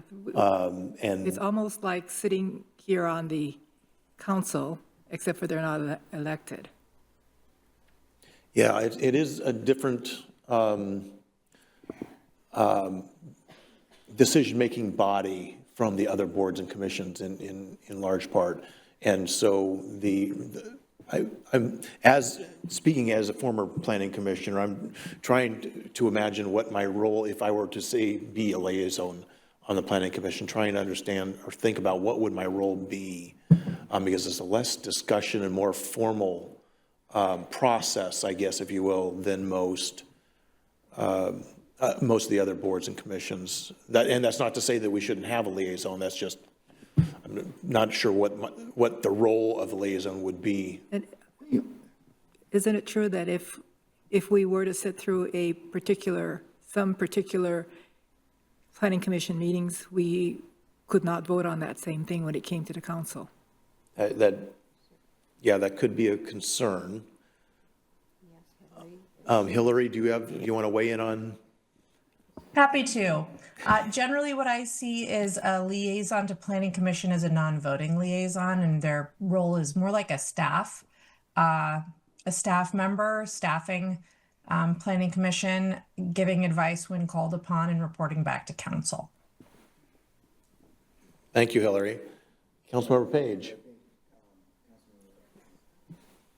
But I think Councilmember Wright's question was, could they not vote in things coming to the council, correct? Because we don't vote anyway, you know, Right. on When you're- anything when that you're goes sitting- on at any commission meeting. That's what your question was, right? When you're sitting at the planning commission meeting, you're just an observer. Right. But we were told not to even attend certain certain planning commission meetings in the past at the time that we were doing town center and all of that. I know we're not doing a lot of that right now, but because if any of those, when those same subjects came to the council, then we could not be able to vote But would that on be the any, council. would that be any different though for any of us that are sitting on any other commissions if the DEI, you know, Well, if the any one planning of us and commission they're is voting different, on yeah. something? Because they're looking at zoning and codes and everything for the city. And Okay. it's a little, where's that work session that we had that explained all of that to us in the past? Yeah, I mean, when, again, I can only think of like either the arts or the DEIC, and if I was sitting on any one of Planning those as a commission is liaison, and they have to come to the council for monies for, approval of spending, does that mean that I would not be allowed to, I would have to recuse myself from the vote? Because I understand the depth of the planning commission, but, I think the circumstances is the same. Carolyn, and I'm going to ask Hillary to weigh in again. Go ahead. That's what I was going to suggest. Yep. Yeah, I'm familiar with quite a few cities, including Bellevue, Oak Harbor. I could name dozens that have this situation where they have a council member observing planning commission. There's no rules against, for instance, any of you going and watching a public hearing that occurs at planning commission. You get the planning commission's report and recommendation. Planning commissioners can come and advise you after the fact. They can't speak for the commission, but they can talk to you about their opinions on things. So I'm not familiar with Councilmember Matsumoto Wright's conflict of interest. If you'd like to put a pin in this, what you could do is you could adopt the code language as proposed. You could not appoint a a council liaison unless and until I've provided you a legal memorandum advising you the potential risks and conflicts. Or you could do a second friendly amendment to the revisions and eliminate council liaison to planning commission unless and until I've provided you a legal memorandum advising you on the potential conflicts. But I'm not aware of any, and I know a lot of cities that do this. So I'm not terribly worried, but I can certainly look into it. Thank you, Hillary. So I can, Councilmember Matsumoto Wright. it was our last attorney, Greg Schrag. yes. And maybe he was more, maybe we didn't do a lot of things that the other cities did at that time, and maybe a lot of things have changed today. But I just remember that we were cautioned not to go to the planning commission meetings if it was a subject matter that was going to come to us. So that could have all changed. I don't know. Yeah, and I just seem to recall it had something to do with quasi-judicial role of the planning commission that none of the other bodies have. I'm sorry to interrupt. What it could have been is at that time you were doing a lot of quasi-judicial hearings as a council, and that code has since changed so that you're not sitting in a quasi-judicial capacity anymore. So that concern, if you were going to have a hearing on something and ultimately act as a judge and jury on it, it would make sense that you wouldn't want to hear any ex parte or extraneous information that wasn't properly before you. So perhaps that was the concern at the time, but I don't see that as being a problem anymore. Yeah, we have updated, thank you, Hillary, we've updated our code since then to take away those hearings. So it seems that we might have inadvertently solved that problem already. Okay, so with that, Councilmember Page. And I just want to add one other plug to this. One of the things that I think how this came up is, I was talking to a planning commissioner, and, I told him, I said, you folks are ghosts. You know, no one really sees you. You don't come to the meetings. You know, every once in a while, you know, maybe the city staff may refer to, you know, something that you've done, but no one comes forward and lets the public know how hard you're working or what you're working on, et cetera, et cetera, et cetera. And it would just make sense that they are given that just due like everyone else is too. And that's where my thought process was in terms of why there should be, you know, someone speaking for them, like someone's going to speak for everybody today, you know. Thank you, Councilmember Page.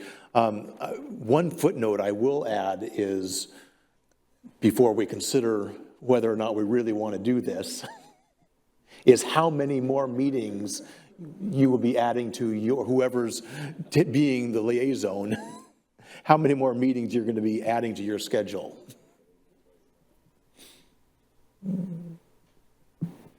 Okay, so with that, I'm going to assume that we started over here. We had 3 yeses. I'm going to assume that you're still in that position with a yes on the liaison position. Councilmember Sonmore is undecided. So we're just talking about the liaison. For Planning Commission. I'm fine with that. Okay, and Councilmember Massamoto Wright. We're not even talking about the mission statement anymore, it's just the liaison. Correct. Liaison to specifically for Planning Commission.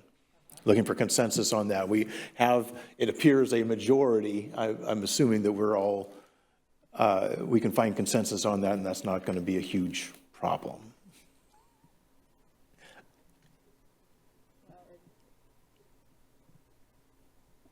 It really doesn't matter. Okay. Very good. Thank you. So we have consensus. There you go, Jennifer. We have consensus on adding a liaison to the Planning Commission.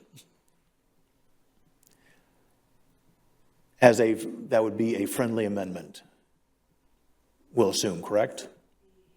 The current language actually says that all boards and commissions will have a council liaison, so we don't have to change anything at this point. Perfect.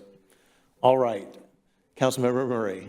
Can I ask one final question before we move forward? I just want to make sure I'm looking at the code for the DEI Commission, and to me, it looks like the mission is not struck in the red line. It's still there. So can we make a motion to proceed as presented, or is there an ask there around changes to that language?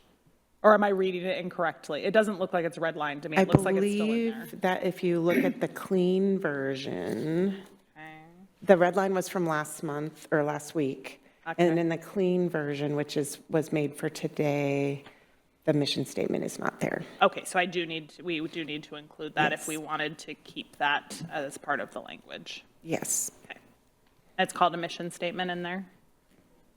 I'm sorry? It was called a mission statement, though? Yes, I believe Okay. so. Thank you. Yeah.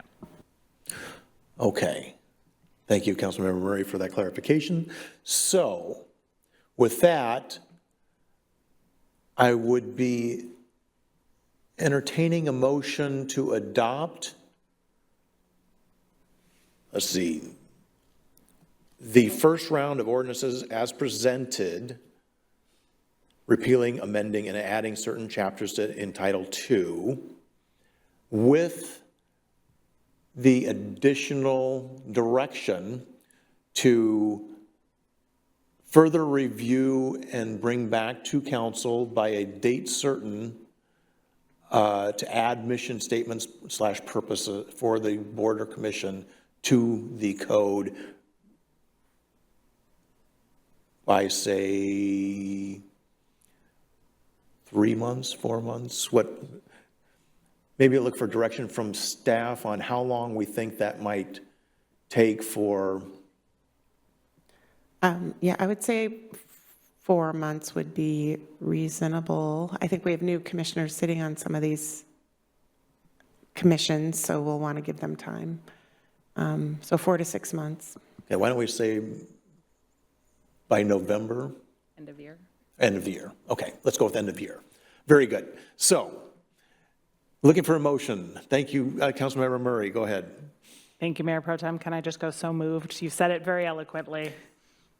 Does that work, Jennifer? Do you want me to restate? I can restate if you want me to restate. Okay. Me too, a little. Okay, let me give this a go. I move to proceed with approval for adopting the first round of ordinance presented, repealing, amending, and adding certain chapters in Title II. And what are we calling? And a friendly amendment?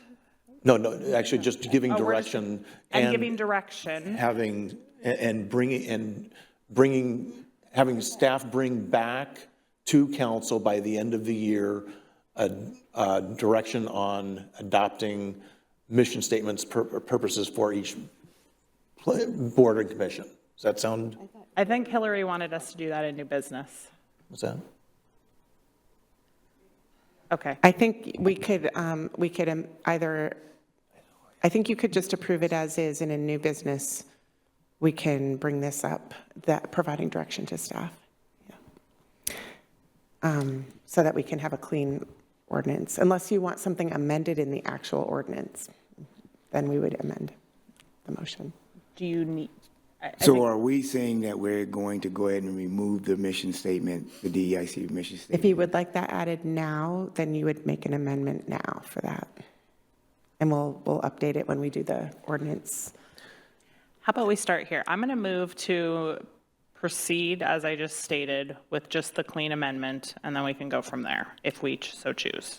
Does that sound fair? Actually, yeah, so we're going to vote to adopt the first round of ordinances as presented, repealing, amending, and adding certain chapters in Title II as the motion, and then if we want to amend the motion from there. Yep. Okay, very good. So we have a motion on the table. Do we have a second? Second. We have a motion and a second. Discussion. Okay, all right, yes. Thank you. I would like to put in an amendment that the Diversity, Equity, and Inclusion Commission mission statement be not removed from the list. Simple as that. We have an amendment to the motion to not remove the mission statement from DEIC. Any discussion on that amendment to the motion? We need a second. I'll second. Oh, I'm sorry. The amendment. Thank you. Councilmember Murray, we have a motion and a second to amend the motion on the table to not remove the mission statement from DEIC. Any further discussion? Seeing none, all those in favor of amending the motion to not remove the mission statement from DEIC, please say aye. Aye. Aye. Any opposed?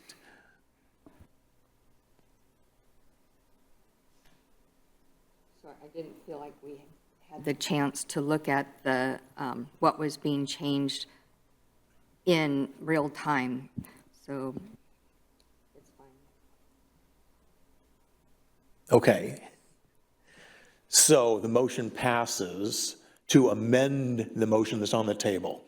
So now do we have any further discussion on the motion that's on the table?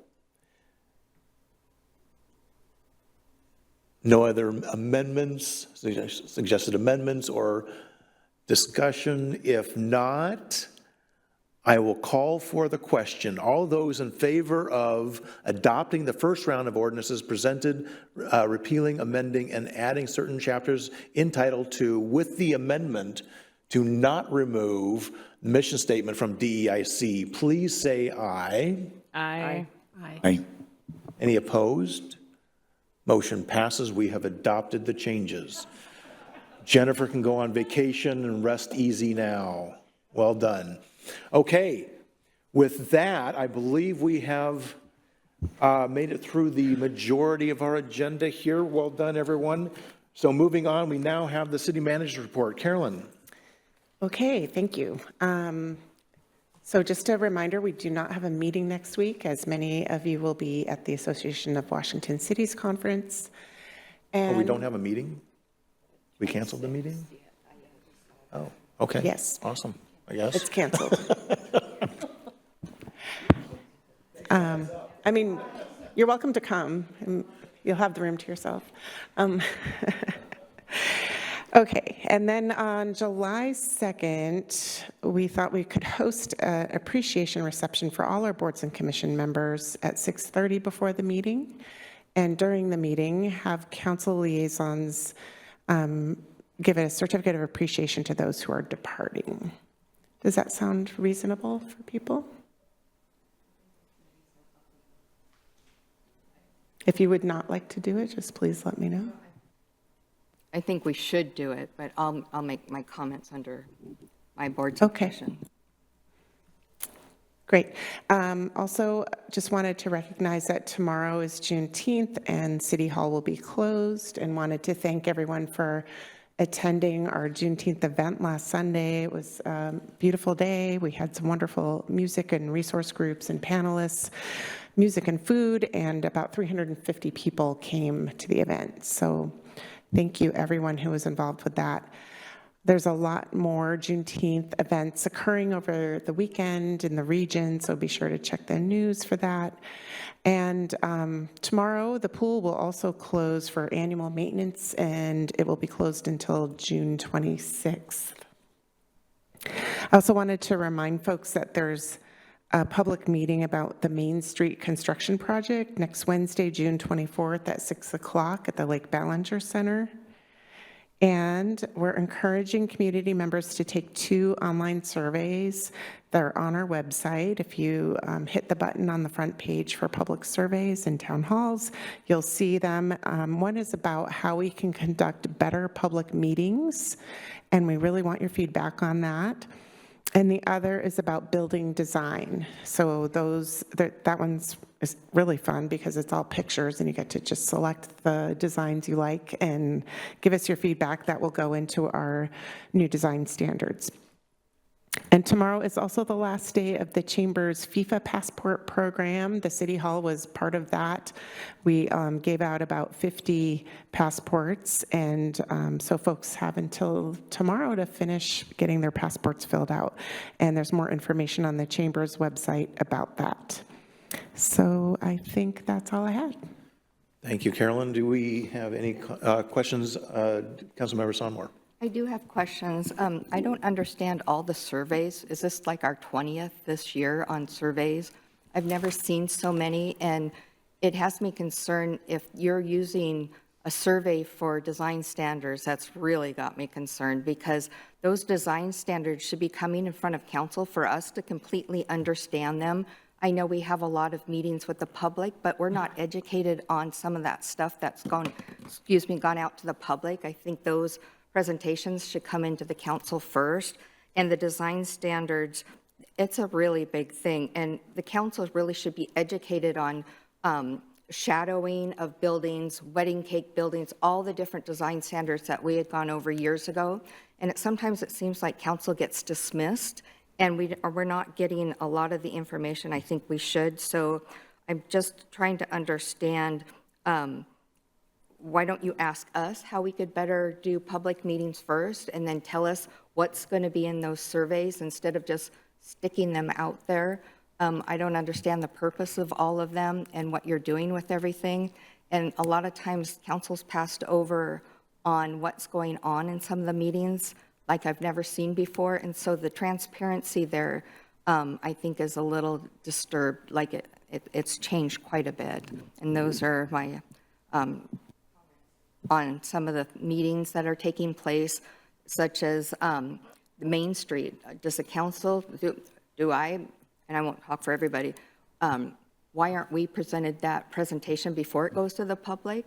And so when we go there, we understand what people are going to be asking, and we're part of the process. A lot of times we're not part of the process anymore, and I've been saying that for quite a number of years. The council's left out of a lot of the information that we should be given. Thank you for your comments, Councilmember Sonmore. I'm sorry that you feel that way. Let me just try to address some of the questions that you posed or concerns you posed. I'll start a little backwards. So Main Street, you had a presentation about a week or two ago where we shared the schedule and the plans for construction, and that is generally what we're going to be sharing with the community. So we'll, again, share the plans. There'll be, the whole roll plot of what's happening. We'll have the schedule and the budget, which you've all seen recently. So we're just trying to keep people engaged about when construction is happening so they're not surprised when it happens. But I think they are surprised, and we're getting comments on it. And it would be nice to have a complete walkthrough. Okay, we're starting right here, and the sidewalks are going to be that long, and the person over here, we're taking properties from, and we're going to build this way, and it's going to happen. I think some more detail needs to be coming in because you're going to hear a lot more complaints once it starts. Yeah, and I just want you all to know also that everyone along the project area has been given notices directly, so I appreciate those thoughts. We have talked about having a on-site meeting as we get closer to construction. For surveys, yes, we are trying to work with all of our staff on all their public engagement plans for the next 2 years. It's really hard to think that far in advance sometimes, but I do think we are being a little bit retroactive instead of proactive. And what happens is we end up with a lot of meetings and a lot of surveys that seems overwhelming, and I don't disagree with you on that. So we actually just had a community engagement training with our key staff who do that work. And we asked them as part of the budget process to develop a project plan with a schedule so that our communications team can support them and that we can coordinate our engagement better for the community and for staff and for the council because it's a lot. We have a lot of projects happening and we're trying to do better at community engagement, and that means that there's more touches with the community. I do appreciate that the design standards are very important. They will definitely come before the Planning Commission and they will come before the council. By no means are you being overlooked. We can be sure that you get more of a heads up if you feel like you're not getting a heads up on when we're doing surveys and outreach. I believe that Jeff tries to do that in his weekly emails and his council updates and one-on-ones with you all. But we can also be sure that as people come to council with project plans, that they outline their community engagement process for you as well. So with the building standards, are we going to get a fly-through of what it's going to be an impact, especially in our city, and the cost of construction, looking at the shadowing, look at all the different design standards and be educated on what it means? I mean, I would love a refresh on all those design standards. It's been a long time since I've seen it. And we put a plan in place for that downtown, and it seems kind of like I've heard people say, well, I don't care about how tall the buildings are anymore. Years ago, you would have had a fight on your hand if you talked about the heights of the buildings. But it's really important for us to understand those design standards because it's going to set that foundation for years to come. And once those buildings are built, that's just the way it's going to be. I heard the gentleman in here tonight saying how we need to compact 78 units into that small area that it was going to be built on quite a long time ago for a business. And now we're looking at different design standards. And I think it's really something that the council needs to have education on instead of just going completely out to survey. And I know I saw a survey and it's like, pick this building or that building, but I don't understand the implications of what it means to our city or the parking or how it's built or how it's planned. And it just is going out to the public, and it just seems like we're being skipped. If I may, I think it is a good idea to bring, because some of us have walked through those original design standards years ago, and I'm not sure that everybody has had the opportunity to take a look at the design standards. And so it's probably a good idea to bring that to the council just to review what we have in place currently and get an idea. And as a reminder, we also adopted in our comprehensive plan basically a plan. We adopted in our plan to update our design standards again based on the new town center guidelines and vision. And so I think it's probably worthwhile scheduling a review of the design standards that we have in place and where we're going and what the new vision is that we want to achieve, and then the process involved with updating our current design standards. That makes sense. And I want to go back to what Aaron said about like the vision. And years ago, the whole council had the same vision of downtown because we did it together, and we would go to different sites. We went to Kirkland and Bellevue and Mukilteo to look at how things were built, and then we collectively looked at how it would be cohesive in our downtown. And I would just like everybody to see that so we're all on the same page, because you and I might have a big difference. You want a big building over here or all brick and something over here, but the design standards And water features. And water features, no. And Thank you for your comments, and I will be sure to pass them on to our Community Development Director. Thank you. Very good. Councilmember Doyle. I just wanted to add a quick comment about the number of surveys. And council and we have been involved in introducing some of these surveys. So Mayor Woodard and I met with Nick Vlahos from National Civic League back in April about the better public meetings. So there are a lot of surveys, and I think they're important, but there was council involvement in that one and with the mayor. Thank you, Councilmember Doyle. Councilmember Murray. Thank you, Mayor Pro Tem, and thank you, Deputy City Manager, for the updates. Just a clarifying question. Is the passport done tomorrow, or is it in July? I guess I thought I had more time. Yeah, July 2nd. Okay. I was going to mention that. I was like, oof, Yeah. I missed that completely. So, I mean, I have mine, but, okay, so we have more time? Yeah. Okay, sorry about that. I might have had some misinformation. Actually, it's July 19th. July 19th, Yeah, so okay. I have a passport right here. Sweet. So, good. Sweet. I was gonna Okay, mention good. it during I've got my plenty of time comments, to so. visit all of our amazing local businesses There still you and go. get my Yeah. stamps. That's all I wanted to make sure. Thank you. Thank you, Councilmember Murray. Any other questions or comments from the city manager report? If not, we're going to jump right into council liaison reports. And I'm going to start with Councilmember Murray. Thank you, Mayor Pro Tem. I will try to be brief, which we know I'm so good at. So on Friday the 5th, I had the opportunity to attend the Seashore Transportation Forum. Lots of good updates from regional transit providers. Nothing I think that's super actionable for this body right now, so I'll keep on pushing. That night I had the chance to come to our first MLT Pride event as well. I had some work stuff and some kid stuff, so I got there a little bit later, but I was impressed by how many folks were still there and just the energy and the excitement of the evening, and I'm looking forward to that coming back next year. I heard that it's going to be extended a little bit in time frame, which is great, and so just thank you to everybody who made that come together. On the 6th, had the opportunity to spend most of Saturday here doing board and commissions interviews, which we've already talked about, so I'll keep going. On the 11th, before our work session, also continued boards and commission interviews to get that process wrapped up. And on the 14th, had the chance to come and spend really the entirety of our Juneteenth event here at City Hall in the library.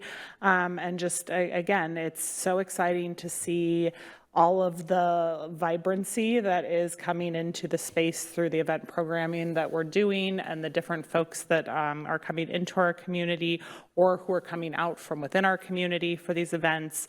I thought the panel was fantastic. I made my 12-year-old come with me. It was very cute. I shared this with the DEI Commission yesterday. He came because I made him come, and he wasn't necessarily thrilled about that, and he's often not thrilled about like events that have lots of people. And but we got home and he was like, "Mom, when's the next city event?" And I was like, I was in the middle. I was like, "I don't know off the top of my head why," And he was like, "Well, because I want to go." And I was like, "Oh, you do, huh?" So anyway, I'm grateful that we continue to find new ways to connect with people, including my own kid. And so I thought that was another wonderful event. Last night was our DEIC meeting. It was a nice kind of end to the term, the last meeting prior to the end of several commissioners' terms. Appreciated the chance to come together and, celebrate and also continue the work that they do. Again, I don't think a lot of pertinent updates that I need to report on tonight, so I will stop talking and hand it over to whoever is next. Thank you. Thank you, Councilmember Murray. Councilmember Doyle. Thank you. Mine is very short. On the 5th, I presented to some high school students, or some high school completion students at Edmonds College. I talked to a civics class because they had interest in municipal government. On the 6th, we did the board and the commission's interview, and on the 11th, board and commission's interviews again, and I was very sorry to miss Juneteenth, and I will be there next year. It was a busy weekend with high school graduations. Fair. Thank you, Councilmember Doyle. Councilmember Page. Thank you, Mayor Pro Tem. On the 5th, I attended the SNOCO Affordable Housing Conference. Also on the 5th, attended the Pride Day event. On the 6th and the 11th, participated in the boards and commission interviews. On the 10th, I met with our city manager for our monthly meeting. On the 14th, Juneteenth celebration. On the 16th, I attended the Arts Commission, and just a update of what happened there that they asked me to share with you, that the art show is moving along as on schedule. They did ask me to make sure that everyone knows that the website, in order for artists and others to get information about the art show, is mltart.org. I'll say that again, mltart.org. And they also are asking me to say over the dais here, commissions and boards, particularly DEI, if you could get the word out to their own constituents or folks that they have contact with, to go to that website and perhaps maybe get involved with the art show. They talked a little bit about volunteering, but they haven't put anything formal out there yet. Renee, their staff liaison, has got a few volunteers from the commission to go to the warehouse to measure some of the framing for the city art that's going to be displayed in City Hall. Ben, who and perhaps one other person on the commission, is going to form a subcommittee with the DEI and also create a chat group. They talked about touching base with the branding group. They should be touching base with the branding group as they're moving forward with their designs. Then on the 17th, I also attended for a little while our DEI meeting, so I give a farewell to some of the outgoing members. Thank you. Good. Thank you, Councilmember Page. Councilmember Matsumoto Wright. Thank you. So on June 5th, I attended the Affordable Housing Conference in Linwood. It's an all-day affair. We can continue this every year, but we really do need more housing and affordable housing and how to get that. Later on that day, I attended the Pride event in our plaza right here, and I understand that several thousand people attended. Is that right? Amazing. I don't have the numbers, but we had a lot of folks. Yes. On the 14th, I attended the Juneteenth event again here at our plaza, which is getting a lot of use now, finally. And on the 17th, I attended 2 community transit meetings back to back, and one is the SACD, and I was trying to remember what that acronym stands for, but it's the other meeting is the financing, so this must be the operations to make it, but they have this long word, all these words, and I'm just starting to realize that we really should start saying what these things are instead of these acronyms that I can't remember what they stand for. Then I attended this Community Transit Executive Committee meeting, and then later on, right after that, I attended the Master Builders, elected officials event over in Rose Hill Community Center in Mukilteo, and again, the panel on that one was 3 mayors talking about housing. So it's housing, housing, housing, and we really need to get more housing built. And that is the end of my report. Thank you. Thank you, Councilmember Matsumoto Wright. Councilmember Sonmore. Thank you. I had left one last week and also Park and Rec. And we talked about the 2026 work plan, which included the Ballinger platform and trail report out.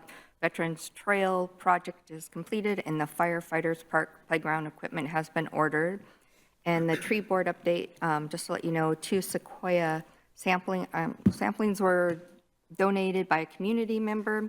And the big one that we talked about is the fruit forest. Audrey Myers got a grant of $25,000 for that, and there's a big report out on that. It's going to be wonderful. And then what we also had is the shelter fee conversation. We went back and forth about how we could raise the $26,000 for shelter fees, and there was a lot of discussion on it. And I was really happy with all the members, and we all debated out what we thought would work and what wouldn't work. And we talked about the shelter fees being in place April 1st through the 30th. And one of the board members that I just realized isn't coming back, she's the one who talked about and had me convinced that it was a good idea to charge people because she has small children, and it's so important now. Children are having a lot of birthday parties, and she said that it would be very beneficial to be able to rent out a shelter. And she gave a lot of insight to the benefits of renting out a shelter. So I'm sad that she's not on our board because she was a new board member and she was doing a great job. And Melody Hill, we have a small park area over there. We had a little bit of land donated to the city, and we're talking about what to do with that property. And then I just want to make the comment, if I could go back and vote on boards and commissions, I would vote no, because I was so busy looking at the people on the planning commission that I noticed that one art member who's been there a long time, and that board is very tight, and they have a lot of people that have built up a team and putting that art show together. I think now the art show is going to be at risk, and I wouldn't be surprised if we have some members leaving that art show. And so I'm very concerned about how that person was removed and why they were removed. They weren't doing anything wrong, just as the other person on our PAC wasn't doing anything wrong. And I think we need to look at how we're putting people on commissions better. I think you're going to have destroyed this person's feelings, knowing that they're not being put back on this commission. And I'm just really extremely upset about the whole issue. So I'm just putting that out there, and I hope it goes in the minutes, because I would like to show the team that I did try and talk about who is on the arts commissions, and we talked about that before, that the art commission is a little bit different than other commissions because they have certain projects they do throughout the year to get ready for the art show.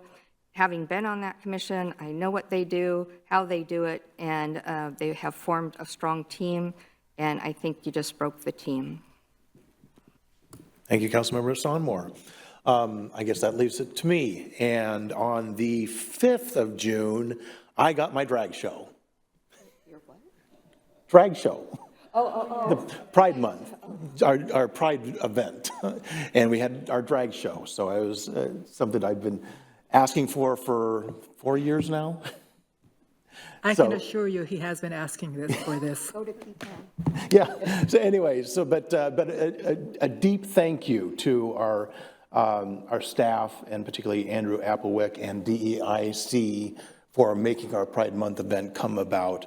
It was a great event, incredibly well received and attended, and a great start to something that I look forward to having more of and growing more in the future. So earlier that day, I also met with Mayor Stephanie Vignal and Snohomish County Tomorrow staff to continue planning out our exploratory committee efforts on the, and on the 9th, I had our Snohomish County Tomorrow Exploratory Committee meeting where we recommended our who we want to have on the Housing Committee. That'll come before the Steering Committee meeting next week, and for adoption to be able to officially start appointing folks to our Housing Committee for Snohomish County Tomorrow. Also, last week, in honor of Pride Month, I went to the Rocky Horror Show in New York. Had a great time there. Sorry I missed you all last week, but that was much more entertaining than we are, can be. Then on the 14th, did get back in time for our Juneteenth event, which was again a great activity out here in our town center, Civic Center campus, and glad we're taking advantage of this for so many great events to celebrate our community. And then, where am I? I had something, oh yes, so yesterday had the Snohomish County, the South County Regional Collaboration Meeting. And I need to touch base with our city manager and deputy manager for how that meeting went. We had a great meeting talking about a number of different things. Again, just a reminder, that is a meeting that we're now having every other month about how we can work better with our surrounding jurisdictions, with Edmonds, Linwood, Briar, Mill Creek, and Mukilteo, and us, as far as being able to, sharing resources, being able to really, in many ways, there's so many things that we can be doing that we don't need to be duplicating services. We don't need to be doing the same thing, and there's better ways to go about conducting business, I guess. And so we're looking forward to continue to make progress on a number of different areas. We talked about criminal justice, animal control, business licensing, language access, short-term rentals, crisis response, wastewater treatment, AI and IT and purchasing, and just a lot of things we've been talking about here on this council, but we can do better working together. So anyway, that, I believe, concludes my report. So with that, we are moving on to new business. Do we have any new business? Seeing no new business, we are moving on to adjournment. With that, I am adjourning this meeting. Thank you all for coming.